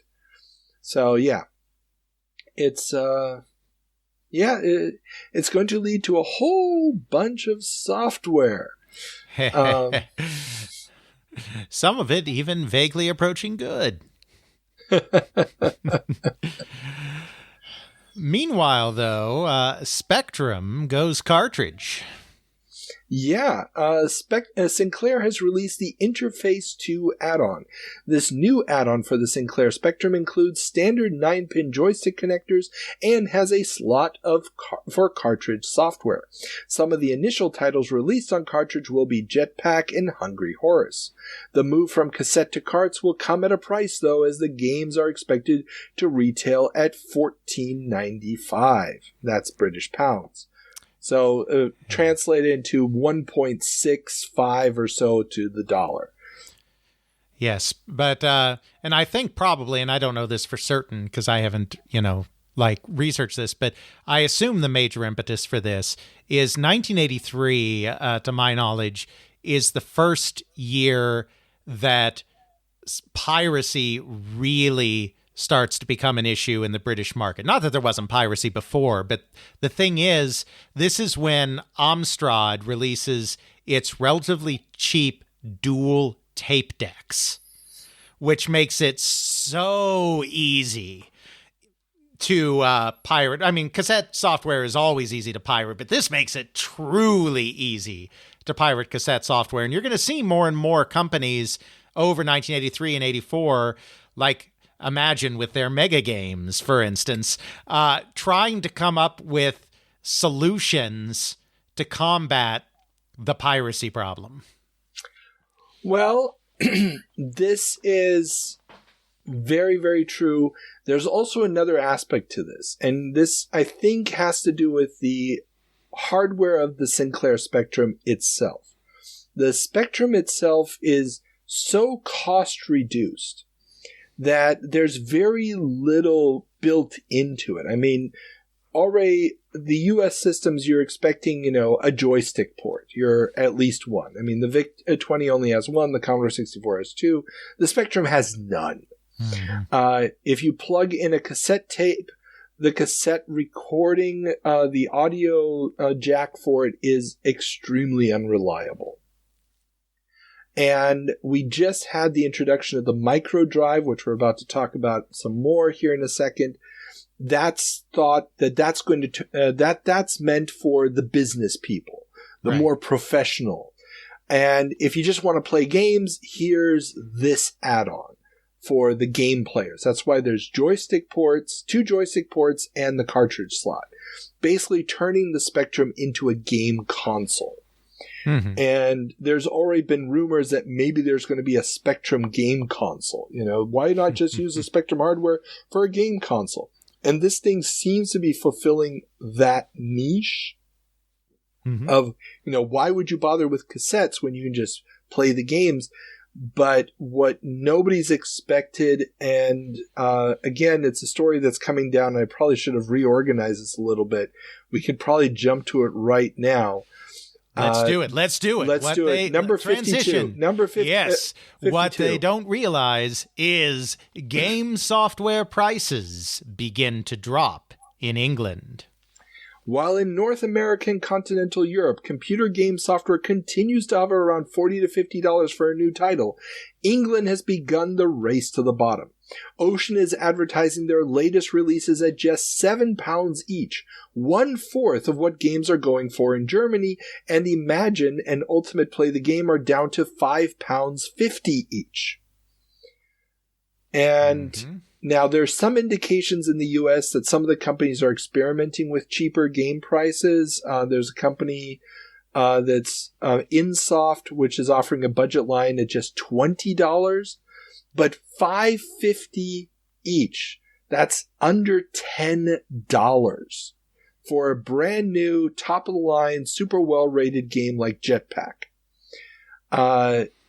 That is where the prices are going to hover. If you try to suddenly sell the same game, Jetpack is one of the games that's going to come out on cartridge for 3 times that. Mm-hmm. Yeah, forget about it. Well, and I think, and again, I haven't monitored this too closely, but I think a lot of this, again, is a response to increasing piracy, because a lot of the piracy is coming about because there are a lot of dodgy games, as we talked about, in Britain. And the games, even at £10 or whatever, were relatively expensive for the consumers, the teenagers. So you would go into a computer shop, and there would be this whole wall of cassettes from all of these fly-by-night companies, and you could probably only afford to buy 1 or 2. And so you buy your 1 or 2 and you bring them home, and it just so happens that you get the ones that are absolute shit. So obviously, I mean, there have always been pirates and there will always be people that pirate, but in Britain, it was almost becoming a necessity to pirate. And even people that would otherwise be more honest and more upstanding just felt they had to, because there was too much product and there was no way to tell what was good. And so I think prices in part are starting to drop on this realization that we need to price these more affordably for our market, which is more and more turning to piracy instead of us. Well, there is definitely that, and that actually leads to the next story, number 54 on our list. We probably need to cover that to be able to have this discussion in more detail. Let's do it. Guild of Software Houses forms. 7 computer game makers in the UK, among them Bugbyte, New Generation, Quicksilva, Salamander, Softtech, and Virgin Games, have joined forces to create standards for the production and service of games. The standards agreed upon are not advertising product that isn't available yet, prompt exchange of defective product without any additional costs, prompt dispatch of orders, and, in the future, coordinated efforts against piracy will be added to their activities. They intend to do this on both a consumer and dealer level and label their products with the Guild's logo to build brand recognition. They will also kick out any member that doesn't live up to these standards, as they want to improve the image of the industry. Yeah, and I swear I wasn't reading ahead. I actually hadn't read this when I said all that. I mean, it's so true. They're in a crisis because it has gotten so bad. There is so much dodgy stuff going on, and consumers are turning away from it. But because the stuff's so easy to pirate, they're not turning away from it by just abandoning games like, say, the Atari market, where it was almost impossible for the average consumer to pirate a 2600 cartridge. In this case, they're responding by just going and stealing everything and then figuring out for themselves which ones are the ones that are worth keeping around. Very true, very true. And the fact that you've got such a churn, there's so many games popping up. Mm-hmm. In the back of all the magazines, Ocean and Quicksilva and all these guys have the ads, send us your programs. Like you said, get a paltry fee afterwards. If you want more about this, check out my interview with Martin Walker, where, he was one of these guys back then. And it really is, there might be something to this. The only problem is that the games that they're releasing on cartridge, and the cartridges are not being released by the publishers, they're being released by Sinclair themselves. Right. And they only released the 10 original cartridges that were announced. There's none other after that. There's another 6 Parker Brothers licensed games, ports of Pac-Man, of Popeye and Montezuma's Revenge and so forth, that are prototyped but never released. At least not as cartridges, but they may never have been released as cassette games either. But the problem is that they're not games that are taking advantage of the cartridge format. They're still games that are just being dumped from the cartridge into the system's memory. If they were doing, what more advanced Atari 2600 games were doing, constantly bank switching and grabbing data during cycles, then it wouldn't have been possible to pirate them. But they're not doing that. And so beyond those 10 cartridges, this Interface 2 does nothing for the system ultimately. And you're right, they need something to counteract this. And one of the things that is going to happen is the super budget labels. They're going to go from £5 down to $1.95. Right. I mean, Codemasters is coming. Yeah, well, Mastertronic, which of course Codemasters made, most of their stuff for. And yeah, I was going to say that's kind of the spoiler here, getting down to the super budget, because Mastertronic, solves this in 2 ways. One being cutting the price all the way down to next to nothing by leveraging a ridiculously strong distribution network to sell in quantities that no company had been approaching before to make up for those low margins on individual games.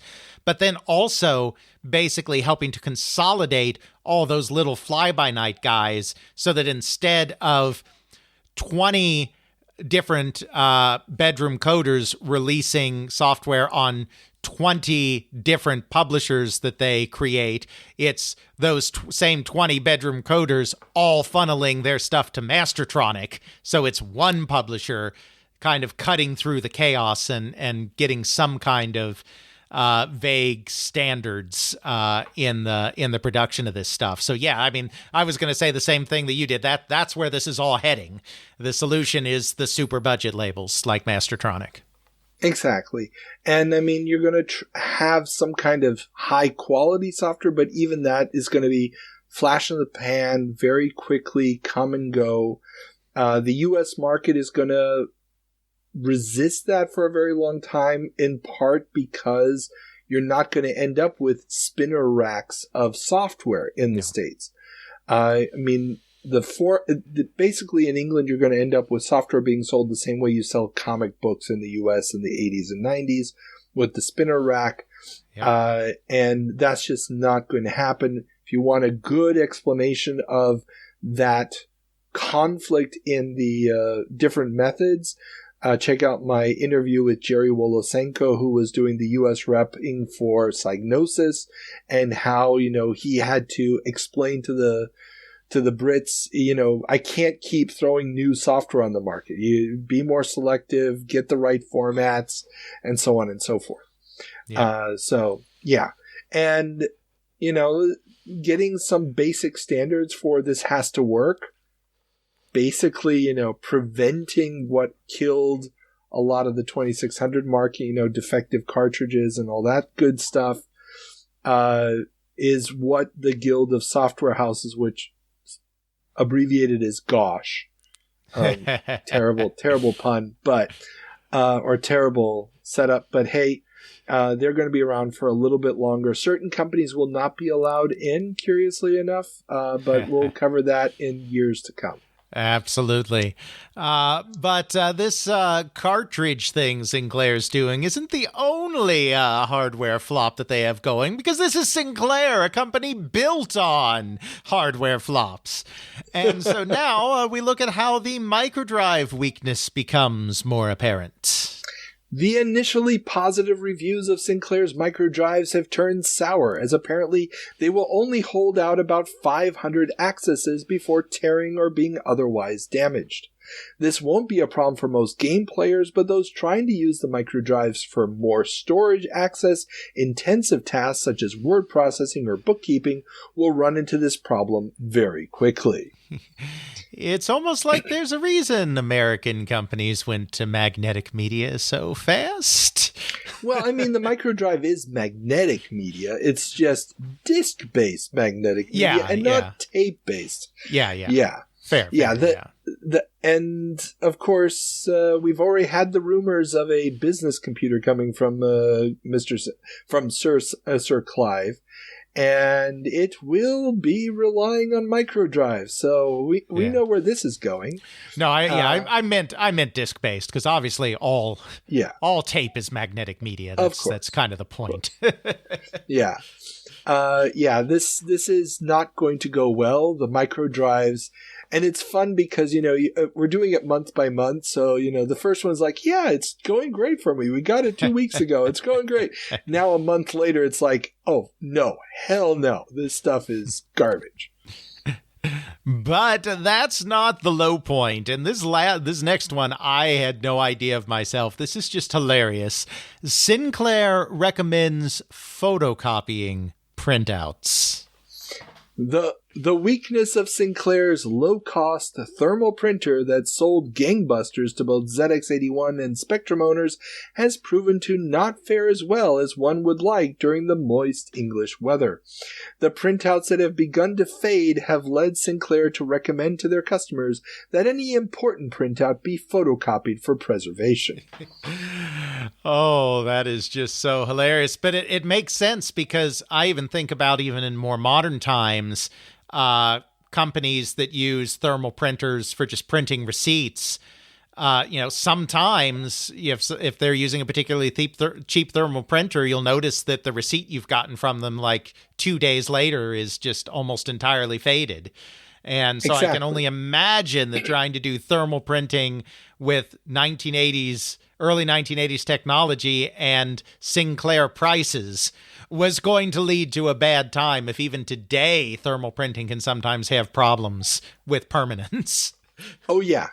This apparently has become a very, very big issue.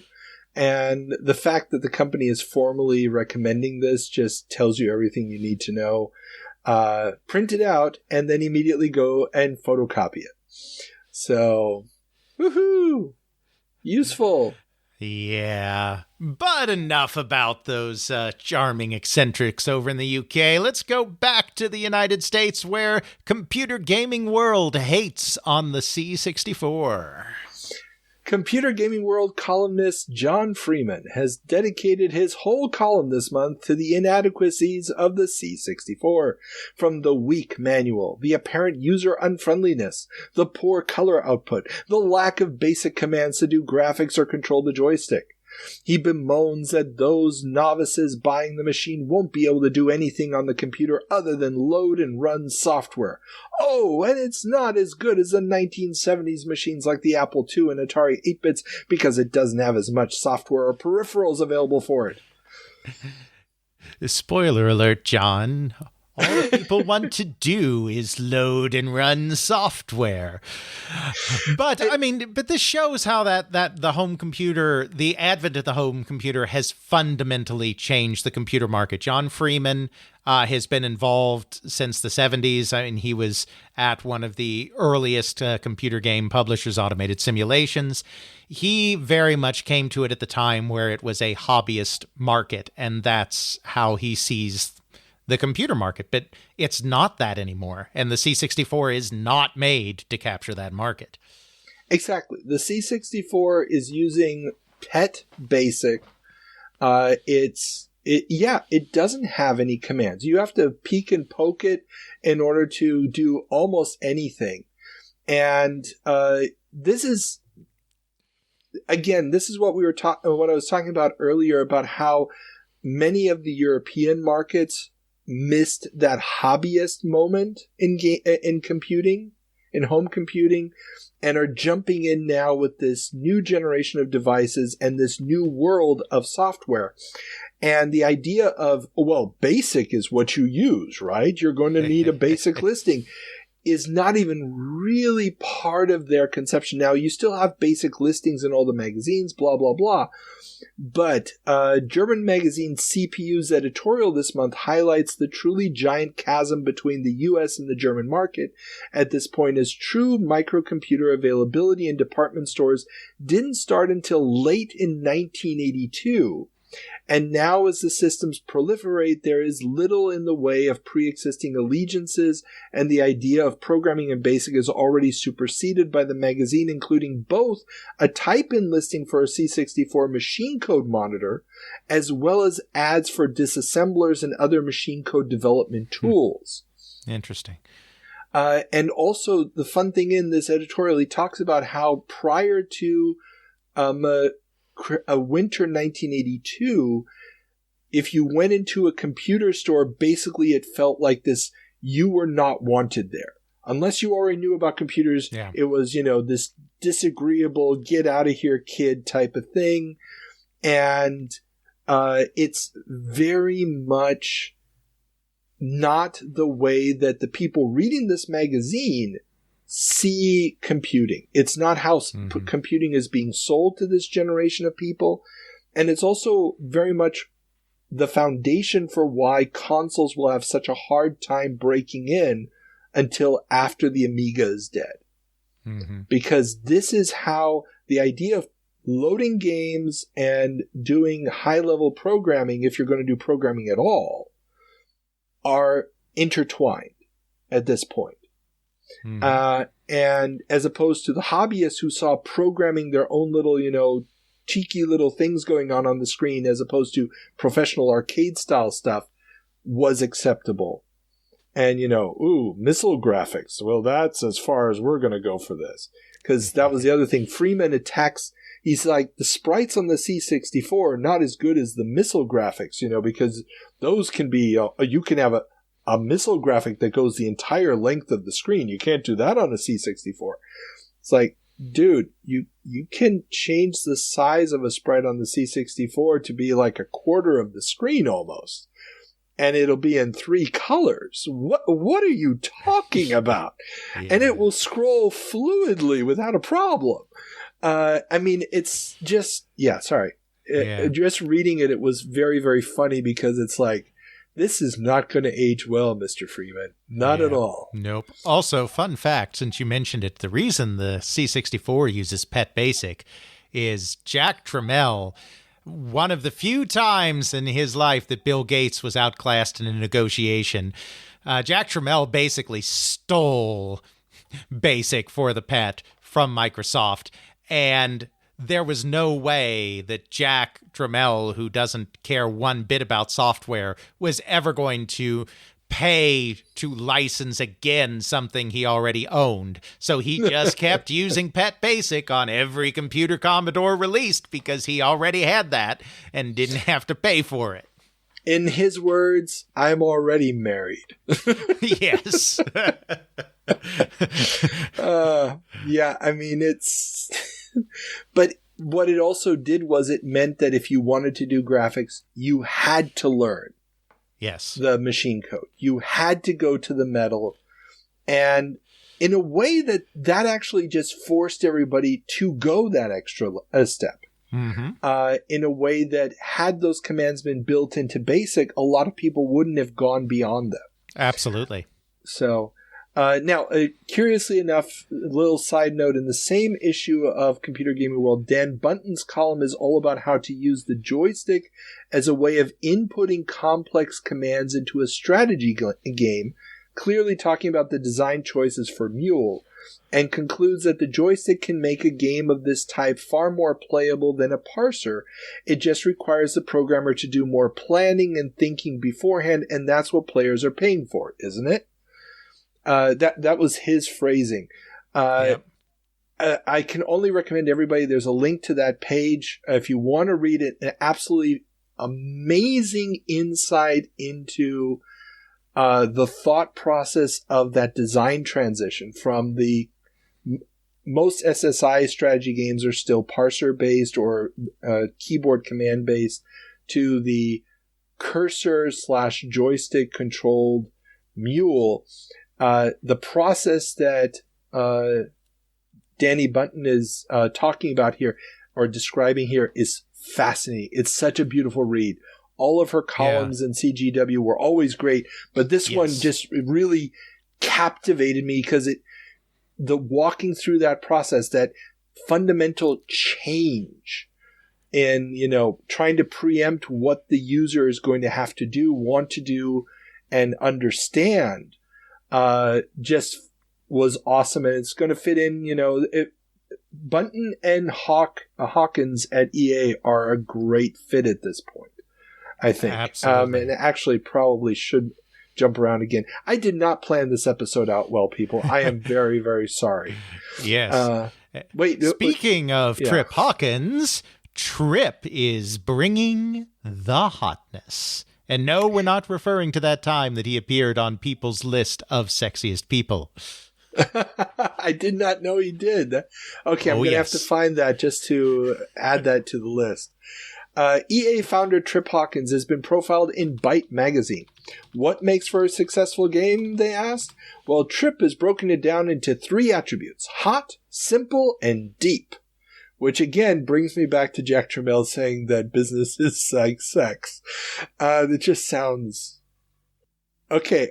No, yeah. So, hot, simple, and deep. This is something that he'll repeat in a lot of interviews around this time. Yes, it is. And what he means by hot is it takes advantage of the hotness of the technology. So what parts of the technology that you're using are considered cool, innovative, cutting edge? That's the hot.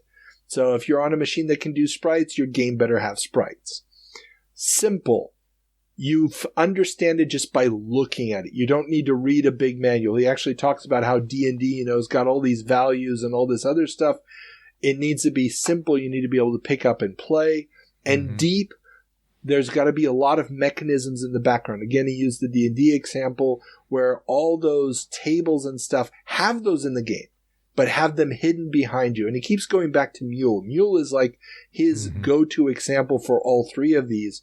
It's all running in real time, but every time that you make a decision, it's having all these repercussions. You don't see the numbers for them, but they're happening in the background. They're consistent. They're predictable once you get into the system. And so just because you've won the first couple levels, every time it gets more difficult, you're discovering new layers. So it keeps you engaged. It's really an extension of Atari's early mantra, which was easy to learn, difficult to master. He's taking it a step further here, but it's this idea that games need to be, easy to learn, difficult to master. They should invite you in right away. They should be easy to pick up and play, but they shouldn't be like Kool-Aid Man, where you just figure it all out within 2 minutes. Well, not only that, but the added element that he's bringing in is the hotness. This idea that you're really pushing the technology to its limits. So there's a wow factor. It's like, oh my God. And this is something that comes up when they start talking about the packaging. That the packaging is supposed to show you images of the game, is supposed to give you an idea of what the experience is like, is supposed to describe it, to enhance the chances of you picking it up and taking it home with you. And if you look at so many packages of this time, Activision is not showing you a screenshot. They're showing you a graphic of what the screenshot might look like on the back of the boxes. Atari's doing that too. Whereas, EA is putting a screenshot on most of the boxes. Some of the early ones will only have like one screenshot, but this becomes a real key element of EA boxes that you see what the game is going to look like. And they're not all, but mostly very impressive looking. You see a picture of Archon and you're like, okay, I can see it looks like a chessboard, but it's got different pieces and it's not just one normal checkers. And then I see another picture of these same things fighting. Oh my God, it's action, it's strategy. Boom. And I think that the consistency of that is really admirable in the early EA. Obviously, he also talks about the introduction of the producer roles, the royalty structure that he's envisioning for the company, and the creation of tools. He even talks about having a fourth-based compiler that will output basically Atari 8-bit, Apple II, Commodore 64, and IBM PC versions of games based off of one simple concept or one original programming document. Obviously, the question then is, are you really getting the hotness for all of those platforms if you're using a common compiler? But that's, we're going to leave that out there for now. Absolutely. Though even with all of that attempt at synergy, we do need to note, mostly because I just like saying it, that one of those original 6 Electronic Arts games was also Worms. You're saying that it didn't bring the hotness, the depth, or the what was it? Yes, the simplicity. Simple? Yes. But mostly, I just wanted to say Worms because with the question mark, that is the official pronunciation. Well, and yes, I mean, we all know that EA is going to struggle in those early years. It is not going to be the immediate success that one would have hoped for, but they will find their way. They will modify their plans a little bit. But it's interesting because everybody is heralding him as, the new way forward for software, especially in light of all the other companies that are failing. Yeah. And of course, his previous position as, marketing, as one of the marketing guys for the Lisa is also getting a lot of play, especially in the Byte magazine interview. They talk quite a bit about the difficulties in developing the Lisa and figuring out, how the interface should be built up and what the role of the interface design for the user should be. Yeah. And he compares that to his 3 elements: hotness, simple, and deep. Yeah, and I've said this in other forums, but really, right here, right now, Electronic Arts and Activision, which doesn't get the same amount of press because they've already existed for several years and they're moving into computers from video games. Those 2 companies in this time period are basically creating what is even still today the modern publisher, developer, studio, etc. relationship. Obviously things continue to change over time, but between them, they basically established the modern third-party publisher as we think of it today. Yeah, definitely. I mean, there's very little of what they are doing here that's not going to be true 10 years later, 20 years later, 30 years later. Mm-hmm. And again, if you want a good interview about this, my interview with Don Daglow, who was a producer at EA, will give a good insight into this. And hopefully Trip Hawkins will soon be done with his autobiography and we'll start doing interviews again. So... I would hope so. He will definitely talk to you when he's ready to do interviews again. Yeah. Although I can't imagine he's going to give me like 4 or 5 hours like Daglow did. So, yeah, I mean, if he's willing to, I will. I'm not sure you're correct about that. Okay, if he's going to give me as much time as I want, I will bend his ear. If he only gives me like an hour and a half, it's all 3DO all the time. I have interviewed I have interviewed him twice, not a part 1 and a part 2, but I interviewed him once and then several years later I interviewed him again. And both of those interviews were over 2 hours and he was not saying I got to go at the end of it. Dude.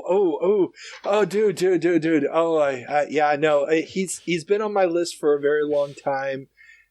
He was very polite and told me no, he's working on his book, therefore he's not doing interviews right now. But yeah, I would love to pick his brain. But again, if I had to choose EA or 3DO, I'm going 3DO all the time. Just well, because and in that's all fairness, a more interesting story. Well, and he's told the EA story so many times. I often joke that, I mean, he's always very cooperative in a great interview, so I don't mean this in a disparaging way at all. But I always joke that it doesn't matter what your first question is to him. His answer will be, in 1975, I did the math and realized that by 1982 it would be viable to form a computer game company. It doesn't matter what your question was. So what did you have for breakfast today, Mr. Hawkins? Well, in 1975, so, getting more about 3DO is probably more valuable in terms of preserving the history. Because even though he's talked about that a lot too, it's not nearly as much as Electronic Arts. That's true. Okay, but we still have so much left to go. Let's do this. We do. Let's welcome a new magazine in the UK as Commodore User debuts. The first issue of Commodore User has premiered in the UK. The mag would morph into CU Amiga and be one of the last published for the Amiga in the 90s in the UK. Now, was this, because of course I don't know the UK mags as well, was this an official Commodore magazine? No, this is an independent magazine. Right from the get-go, while they do have coverage of games, and games do become a fairly important part of the magazine over the years, they never really lost their sense of being a applications and programming magazine like so many others did. Like Your Sinclair starts out more as a power user and then morphs into pure games. CU Amiga and Commodore User, and then CU Amiga when they finally dropped the C64 altogether, always had that application bit, especially in the Amiga years where it was at least 60-70% of the magazine was dedicated to art programs, databases, and stuff like that. Okay. Yeah, I was just curious because obviously this is a tangent completely different magazine, but Commodore did have an official organ in the US in the 80s that was absolutely incredible because they did have a lot of game coverage, which makes sense, but they would go and interview development studios and programmers and executives and whatnot, and you'd get profiles of Electronic Arts, and there's a fantastic one of Mediagenic, one of the only real profiles of Bruce Davis's Mediagenic that was like contemporary to the company's existence as opposed to later. So I was just curious if this had the same kind of vibe, but clearly not.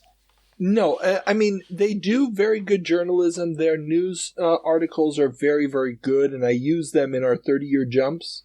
Mm-hmm. Especially, what hardware reviews and technical aspects are concerned. They're not an official organ, so they're not sycophantic about Commodore. They are, a Commodore-centric machine, so obviously there's a little bit of, we need to somehow pep this up because if we start saying the Amiga sucks, it's going to torpedo ourselves. That's right. Where they're very different from Amiga Power, which did not care at all if they pissed off Commodore, which also made them the better read at the time. Of course. If you were a gamer. But, that's, They will be one of the last big sources, especially because they weren't games dedicated. They were dedicated largely to those graphics users and those power users. So they still could eke out a market all the way to the end. Makes sense. Meanwhile, back in the States, Atari Soft launches. Atari has announced, according to Atari spokesperson Bruce Enton, a very aggressive, bold, and smart move, not a desperate one, end quote, into the market of third-party software. Atari Soft will be publishing a variety of existing coin-op properties heretofore exclusive to Atari home hardware such as Pac-Man, Centipede, Defender, and Donkey Kong on the IBM PC, Commodore 64, TI-99, and more. Atari says that the market for home computer software is huge, and analysts expect the current 4 million homes in the USA with a home computer to grow to 12 million by the end of 1984. This does beg the persistent question about whether or not ports of Atari arcade licenses for ColecoVision would impact sales of the 5200, but Atari insists that only older titles would be ported, so if you want Pole Position or Jungle Hunt, you'll have to stick to Atari consoles for now. I with apologies to Bruce Enton, truly, it just feels like something from a Donald Trump stump speech. It's like, now, there are people out there saying that we're doing this because we're desperate. We're not desperate. This is bold. This is smart. This is what everyone should be doing. We have the best licenses. Yes. Exactly. I just love that. Bold and smart and not desperate. It's like... Yeah, exactly. And that's a direct quote. I know. That's what makes it so fun. It's like you're not supposed to say the quiet part out loud. You're supposed to say it's very aggressive, bold, and smart. You're not supposed to caveat that and say not desperate. Don't say the part that people are already thinking, because when you say it out loud, you will it into existence. And if they weren't already thinking it, now they are. Exactly. How could a corporate spokesperson for a company like Atari say something like that? I don't know. Because they are Atari in 1983 and the company is collapsing. Everybody knows the company is collapsing, and there's no way to hide it anymore. I'm just picturing their sales reps now being like Gil from The Simpsons. Like, can't you help Gil out here? We got this game on the Coleco, and would you just buy a few for old Gil?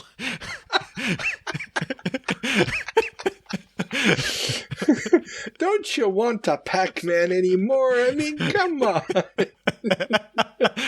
Oh, Lord. I mean, obviously, this was a smart move. It was a move they were making way too late to matter, and it was a bit desperate, but it was also a smart move. It's clear to everybody at this point that you have to find a new platform, and that platform probably has to be a home computer, or maybe the ColecoVision, but of course that's going down the tubes fast as well.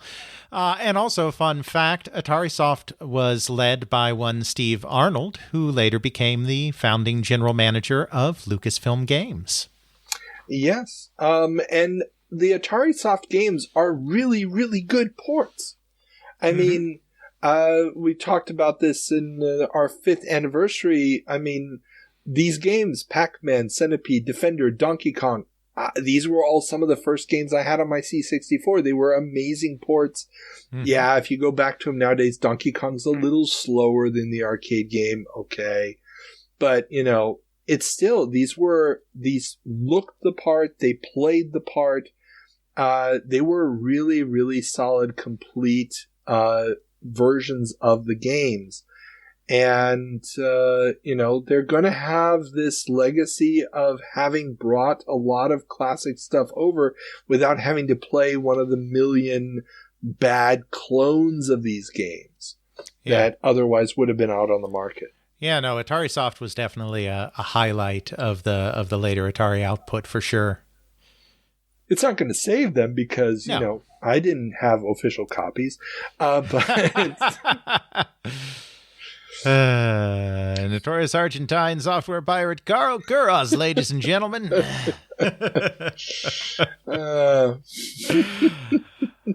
But speaking of piracy and attempts to maybe try to combat it, I guess, Epix launches the preview disc. $2.50 will get you the Epix Preview Disc, containing segments of 5 Atari 8-bit games: Gateway to Apshai, Jumpman Jr., Pit Stop, Seawolf, and Gunfight. The mail-in disc will also give you a credit for the purchase price if you decide to buy one of the games previewed later on. An innovative idea that may just catch on.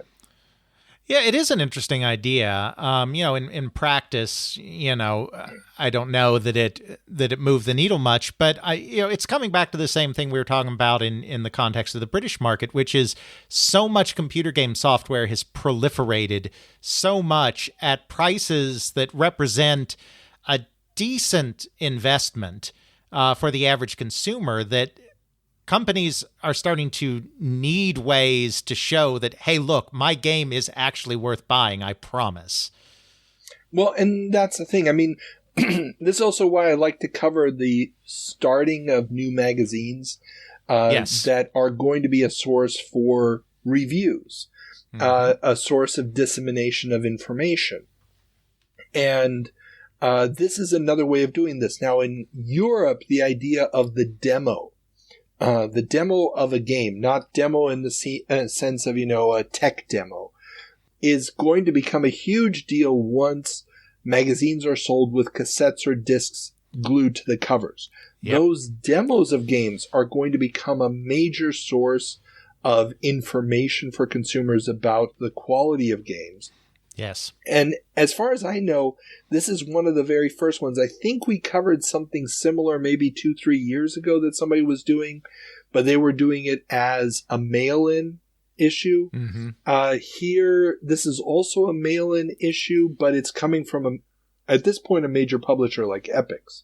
Right. And again, this is, our friend of the show, Michael Katz's idea. This is one of his, innovations again.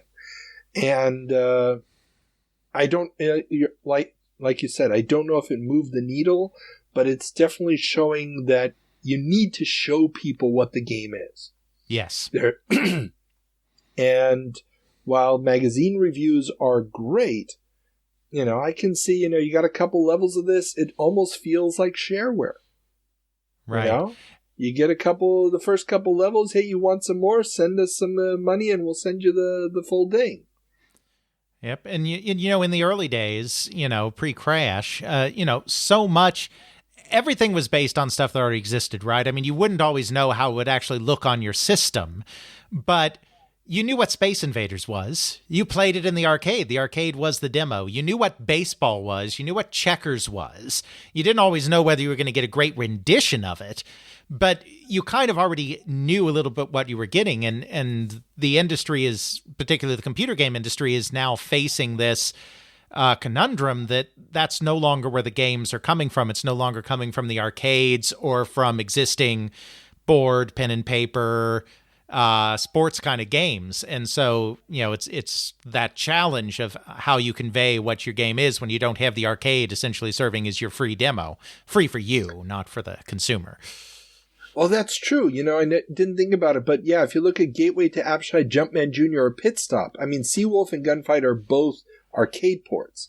Yes. But those first three, there's nothing in the arcades that really is a one-to-one comparison for those three. I mean, especially Pit Stop with, the strategic element of doing the pit stop activities while the race is running and stuff. There's nothing in the arcades that's done that yet. Well, and quite frankly, by 1983, how many consumers have played Seawolf or Gunfight? Well, that's true too, yeah. Well, how many of them actually want to play those games at this point? Oh, no, sure, that too. But I'm just saying because they are mid-70s. They were massive hits then, but still. Yeah, that's true. That's true. They probably just put those on there because the programs would be so small that they'd still fit on the disc. Actually, why not? That makes sense to me as well. Yeah. But in the realm of games that are not going to be so small in the future, Computer Games Go 3D. Bringing 3D effects to games is nothing new, as we've talked about games like Sega's Sub-Rock, Arcade Cab in the past. But there is a new wave of them for the home using blue and red glasses. One is 3 Deep Space by Postern Limited, which at least on the C64 version attempts to use the distance between sprites to create varying levels of depth to add a third dimension to the popular Space Invaders style gameplay. The game, by the way, was made by Mike Singleton, who we will see many, many more times in the course of this show. Lords of Midnight. The series. Exactly. Lords of Midnight and Midwinter, baby. Another is Not in 3D, KNOT, a first-person XYZ axis take on Tron's light cycles that is trippy to say the least. And the shooter Pterodactyl 4D, which is, well, interesting. This one, just go to YouTube and look at a video of it. It's weird as F. I'm sure none of this 3D mania has anything to do with the resurgence over the summer of 3D movies like Jaws 3D and the Steve Guttenberg comedy The Man Who Wasn't There. Yeah, so 3D is back in the popular mind. I mean, in 82 we had, what was it, Friday the 13th Part 3, which was in 3D. And now this summer, there's like 5 movies that had come out this year that used 3D effects. So, 3D is in again. Yeah. And everybody's trying to capitalize a little bit. So you just went to Pterodactyl 4D? No, I haven't looked at it yet. But oh, yeah. But no, I was just thinking it's kind of funny that, of course, when virtual reality is trying to become a thing, it'll also be a pterodactyl game, also by a British company. Well, actually, it's by Melbourne House. Pterodactyl 4D is actually coming from Down Under, but yes, fair. It's on the ZX Spectrum. So. From the British/Commonwealth side of the software scene. Exactly. So, it would be absolutely hilarious if there was a combination between those or some kind of connection. I mean, Pterodactyl 4D is basically Space Invaders, but where you have a cannon and you move the cannon left to right, but you also have to put in the angle to shoot the different layers of aliens. And it's all over sort of a medieval landscape with a mountain and a volcano, and the pterodactyl attacks from time to time and comes rushing at you in a very poor man's sprite scaling on a spectrum, and you have to dodge it or try to hit it. It's just weird, but not in 3D. That was the most amazing one, just because I was trying to wrap my head around what you're actually playing there. And it's a very innovative use of the limited color layout possibilities of the ZX Spectrum.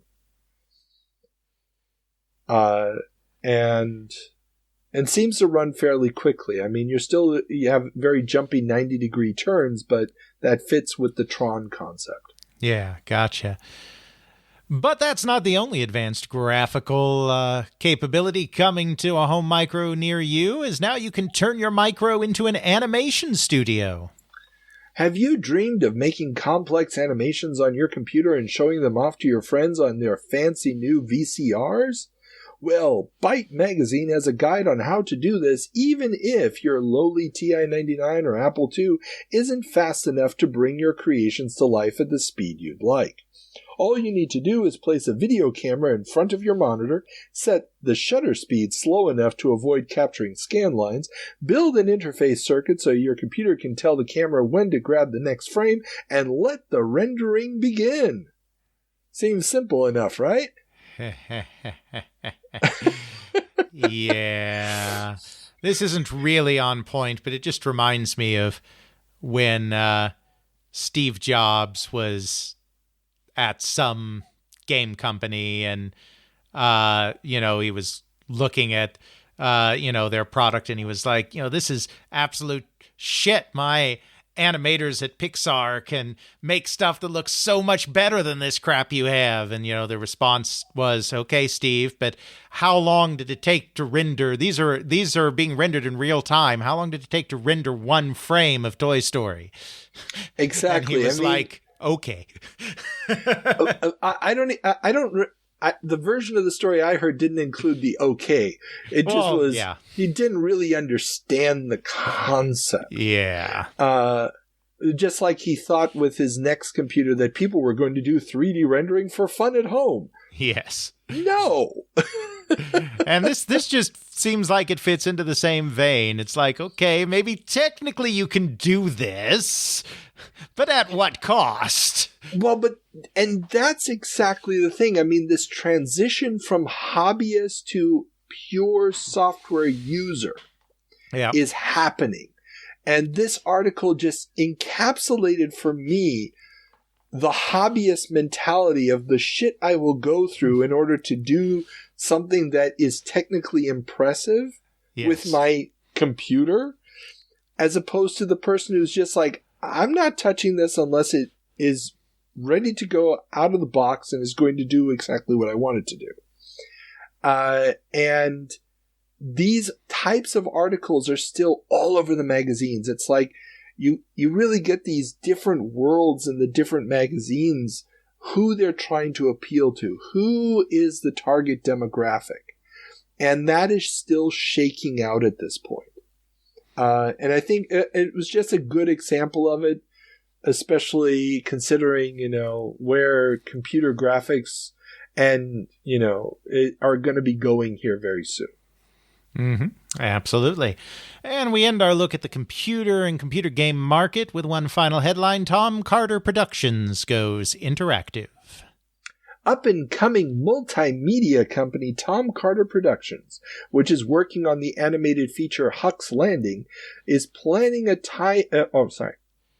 Up-and-coming multimedia company Tom Carter Productions, which is working on the animated feature Huck's Landing, planning tie-in theme parks, newspaper strips, and is also developing TV shows, has hired Bob Wada, who was the only applications programmer at DiscoVision Associates and Ghost programmed many video disc applications currently in use, including for Pioneer, where he was the senior interactive programmer. He tells Replay that once the hot technology aspect of video disc is past, hit games on the format will be based around warm and likable characters, which is what the family-oriented Tom Carter Productions is all about. Aww. So, do you remember Huck's Landing and the tie-in theme parks? Can't say that I do. Probably because it never actually happened, or never came to an end. Because Tom Carter Productions is going to be this big, huge scandal in the animation world, where he's making his money off of these, not stock deals, but, he's buying up debts, like, medical debts and stuff from doctors, and reselling them on the markets, and then reselling the resold stuff. Oh, no. And making money off of that. And when that all collapses for him, suddenly the millions and millions that he's been dumping into this pipe dream of a big animated movie is going to fail miserably. The theme parks are never going to go anywhere. He's going to start getting lost on all these new tangents. Every time he finds a new technology, he's going to start taking people off the main projects and putting them into that.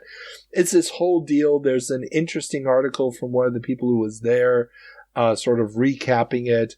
And I knew about the company. This was one of those animation things that I had read about years ago, but that he was also now going to get into Laserdisc games.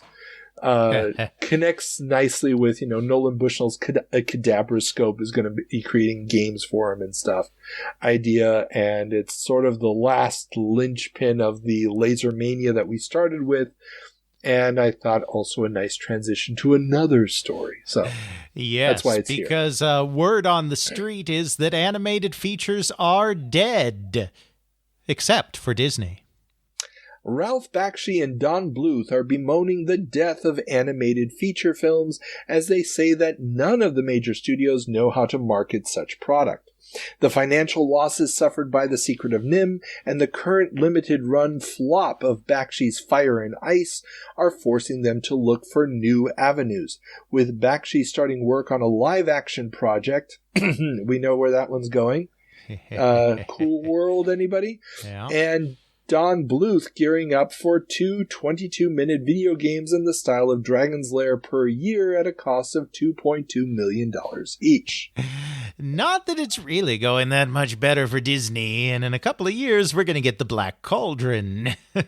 Well, that's the fun thing, you know? It's at this point, these guys are saying this, and the article actually talks about the Black Cauldron, you know, being the upcoming one, and an animated take on Sherlock Holmes with mice, which is also going to do great. You leave the Great Mouse Detective alone, sir. I am not criticizing the quality of the movie itself, just its extremely poor reception at the box office. Yes. Well, I loved it. Well, then I know what you're going to be playing at some point in the near future for 7 Minutes in Heaven, the ZX Spectrum computer tie-in game. Oh, God. Why do you want to ruin my childhood in this manner? You don't know that it's a bad game. Okay, you know that it's a bad game, but still. Whenever Carl is this excited for me to play a British computer game, I know the reason why, and it's not because I'm going to have an effing great time. So true. Now, interesting side note here. This is one of the few places where I've seen numbers on this. Bluth claims to have made $40 million off of Dragon's Lair at this point. Wow. On an investment of $2.2 million for the movie. Now, he wants to do 2 of those a year. We do know that there's another one coming, but that will also be the last one of those. Yes. But the idea that, let's say he's not making, I don't know, he says this is how it's phrased, made $40 million. That's probably just what it's made on the market at this point. Yeah, that would make way more sense. Yeah. And so how much of that is his, I don't know. How much he's going to get for the animated series rights, I don't know. But the idea that he's going to make enough money to basically keep going for a while until A Land Before Time or American Tail, I can't remember which comes first. American Tail comes out, you know, and basically puts him back on steady footing. Dragon's Lair is probably the thing that keeps him going for quite a while. Oh, I would imagine so. But it's not all sunshine and roses on television animation either, as activists go after commercial-length TV shows aimed at kids. Action for Children's Television, an activist group, has filed a complaint with the Federal Communications Commission claiming that 8 current TV shows, including Rubik, The Amazing Cube, Dungeons & Dragons, Smurfs, and Pac-Man, are just program-length commercials, and with many more syndicated shows in the pipeline promoting toys, the group sees a violation of the FCC's current rules to protect children and hopes the FCC will force the TV stations to end this practice. Smurfs is a Spanish comic book, thank you very much. French. Is it French? French. Yes. Well, Franco-Belgian. Oh, okay. But anyway, that's a comic book about how everyone should just be communist. So very, very true. Okay.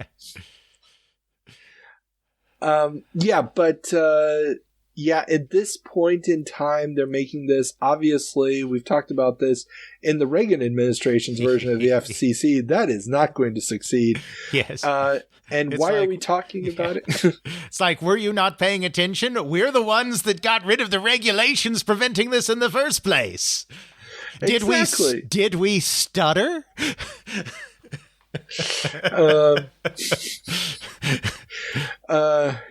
So the reason we're talking about this is what we were talking about before. You know, kids are going to have a lot of alternatives, and the depth of the storytelling and the connection with the toys that they can buy is just going to siphon more money out of what would have otherwise been budgets for video games. Yeah, absolutely.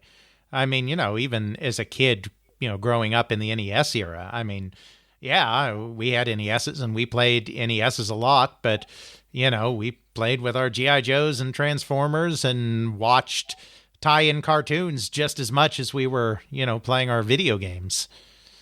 Yeah, I mean, you had the Ninja Turtles, which, yes, it started out as a comic, but who produces the TV show? The guys who got Playmates, who are promoting the toys. And you still have, your Inhumanoids and whatever else is coming out during this period. So, this is a whole new landscape, and video games are going to have to basically create more value for the dollar spent on them in order to compete. They've got to do more than Kool-Aid Man. Yes. And in retailing news, Warehouse goes public. California-based media retailer Warehouse Entertainment Inc. has gone public, raising over $8 million, which will help the 126-store chain expand its operations, which currently includes sales of videocassettes, music, video games, and computer software, as well as a recently added video rental business. Yes, I have no knowledge of this corporation. I mean, I've never lived out west. Well, I've never lived out west. I just don't think I've ever been in a place where they have stores. So okay, they did have stores in Seattle by the late 80s. I was a frequent visitor to the Warehouse, especially the Bellevue store. It was really cool. I mean, it kind of felt a little bit like later stores like Media Play or even to a certain extent Best Buy, in the sense that you went in and if they sold hardware, it was very, very limited, but it was all about the software, and be it video cassettes or whatever else. So you came in there and you could just buy anything that was media related in this one location. A very, very fun store. The fact that they were around this early, what caught me a little bit by surprise. And of course, they're coming out of California, makes a little bit more sense there, that it would be a more receptive audience. But like I said, by 87, 88, they were at the latest, they were already up in Washington State. I don't know how far east they went, but we had multiple locations in and around Seattle, and they were really cool stores. I missed them a lot. Yeah. Very interesting. And now here's a story that doesn't pay off in games immediately, but just wait 25 years. First commercial cell phone service introduced.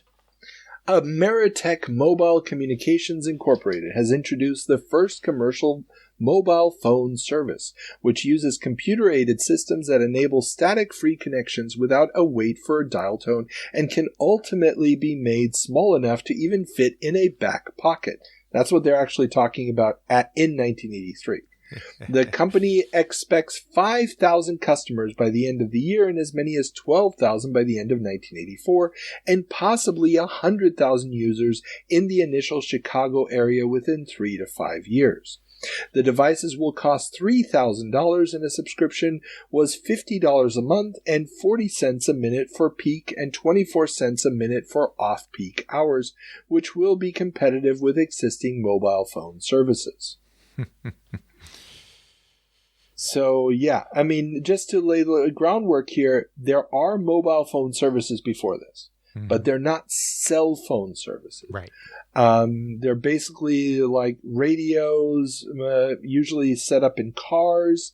And the fact that you're now adding the computer technology to aid in the communication, to process the signals, is creating this market, this very expensive market at this point, but a market for innovations in miniaturization, improvements in battery technology, etc., that are going to help lead to, like you said, the portable game revolution that we have today with our cell phones. Absolutely. And of course, cell phone technology was pioneered by Chicago-based Motorola, which is why this is rolling out in Chicago, of all places, first. Exactly. And I mean, Chicago is also a decent place to do it from a business standpoint because you do have important exchanges in Chicago. There's still, business happening in Chicago that would justify this. Mm-hmm. Now, the market for this type of technology is estimated to be worth $3 billion by 1990. That's what they're talking about. I don't know if it gets that big by 1990. It's going to be a much slower growth than what they're expecting. It's funny how it went so slow and then it went so fast. And, small tangent. One example of that is like Batman the Animated Series.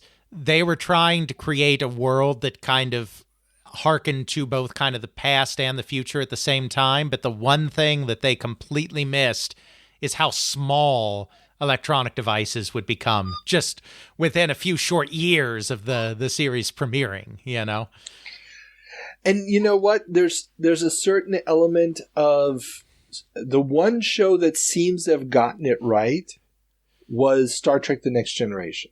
Mm-hmm. The communicator badge. Yeah. Just does everything because it's got a GPS in it. That's why they can track you for the beaming up. It's got the voice recognition software working in. You just touch it. You don't have to. It's all context sensitive technology reading what you need it to do at that moment. Mm-hmm. And it's completely imperceptible. Now, I don't know if we're going to be carrying around on our chest anytime soon, but the wristwatch concept didn't really. They got away from the wristwatch, which we've seemed to have gone back to, but a little bit. I mean, I see it with my students. So many of them are wearing smartwatches, and I'm like, why? This makes no sense. The only person I've seen so far that uses a smartwatch intelligently is a good buddy of mine who's a car mechanic. And he has the smartwatch on because through the smartwatch, he can be under a car and still answer the phone when a customer calls. Yes. And that's what he's using the smartwatch for, is basically be able to talk to his clients without having to really get greased up, grab his phone, smear it all over the place to swipe. He just touches the screen real quick and then can talk. Yes. But Carl, I will answer your question. You were like, why? And I will tell you why. Because humanity is a race so astoundingly primitive that they still believe digital watches are a neat idea. Oh, and so with that wonderful quote, we get to a new segment that I don't know how often I'm going to do this, but this was just too good. The best quote of the month. Beautiful. Ex-players still make news too. And now, okay, sorry, I should preface this. This is a quote coming again from Personal Computer News. And here's quote. Ex-players still make news too. Former Atari president Ray Kassar agreed last week with the SEC and gave up $80,000, which some represented the loss he avoided last December by selling his Warner stock 23 minutes before Warner announced trouble at Atari. Those troubles were illuminated last week by scenes in Alamogordo, New Mexico, where Atari dumped 14 truckloads of unwanted video game cartridges and computer debris in a landfill, while onlookers whooped. Workers then spread tons of concrete over the deposit, creating an archaeological marvel for future generations. And they did not know how right they were. Exactly. Now, how many generations removed it was? Okay, not that many, but so this was the quote of the month for me. It was just too perfect. I had to use it in something, and I wasn't going to let it go. I like this feature. I like this feature. This should become a thing. Okay, so if I find enough awesome quotes, I mean, I used a great quote earlier with the, this is not a desperation move. But this is totally a normal business decision and not at all driven by complete and utter failure. Who said that? I didn't. Yeah. So, okay, that finally brings us to an end in this episode that is probably, I'm guessing 4+ hours. So, we're almost through 1983, guys. We're almost there. Yeah. It's murder, man. I'm going to be so glad when the year of the crash is over. Remember, it's the year of the crash, baby. So that just means we have one more task. Alex, what is the word of the day? Well, I'm taking a little bit of a different approach this time because I couldn't say that this necessarily dominated as a theme of the episode, but it certainly dominated the prep for this episode, and that is consolidated earnings in honor of the gigantic rabbit hole that Carl had to go down before he could bring this list of headlines to you, the listener. Thank you. Thank you for honoring my sacrifice. Okay, Alex, remind everybody where they can find your fine work.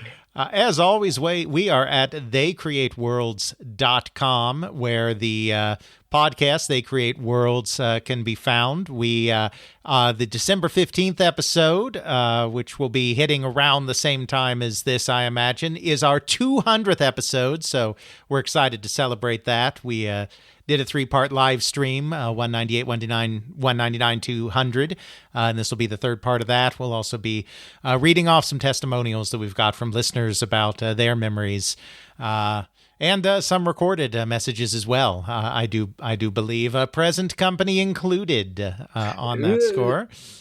If you're desperate enough for things to fill time with, you may play what I recorded. Yeah. Well, yeah, you know we're always under. Just like the Video Game Newsroom Time Machine, They Create Worlds is always under and is desperately looking for material. I mean, I tell you, it's terrible.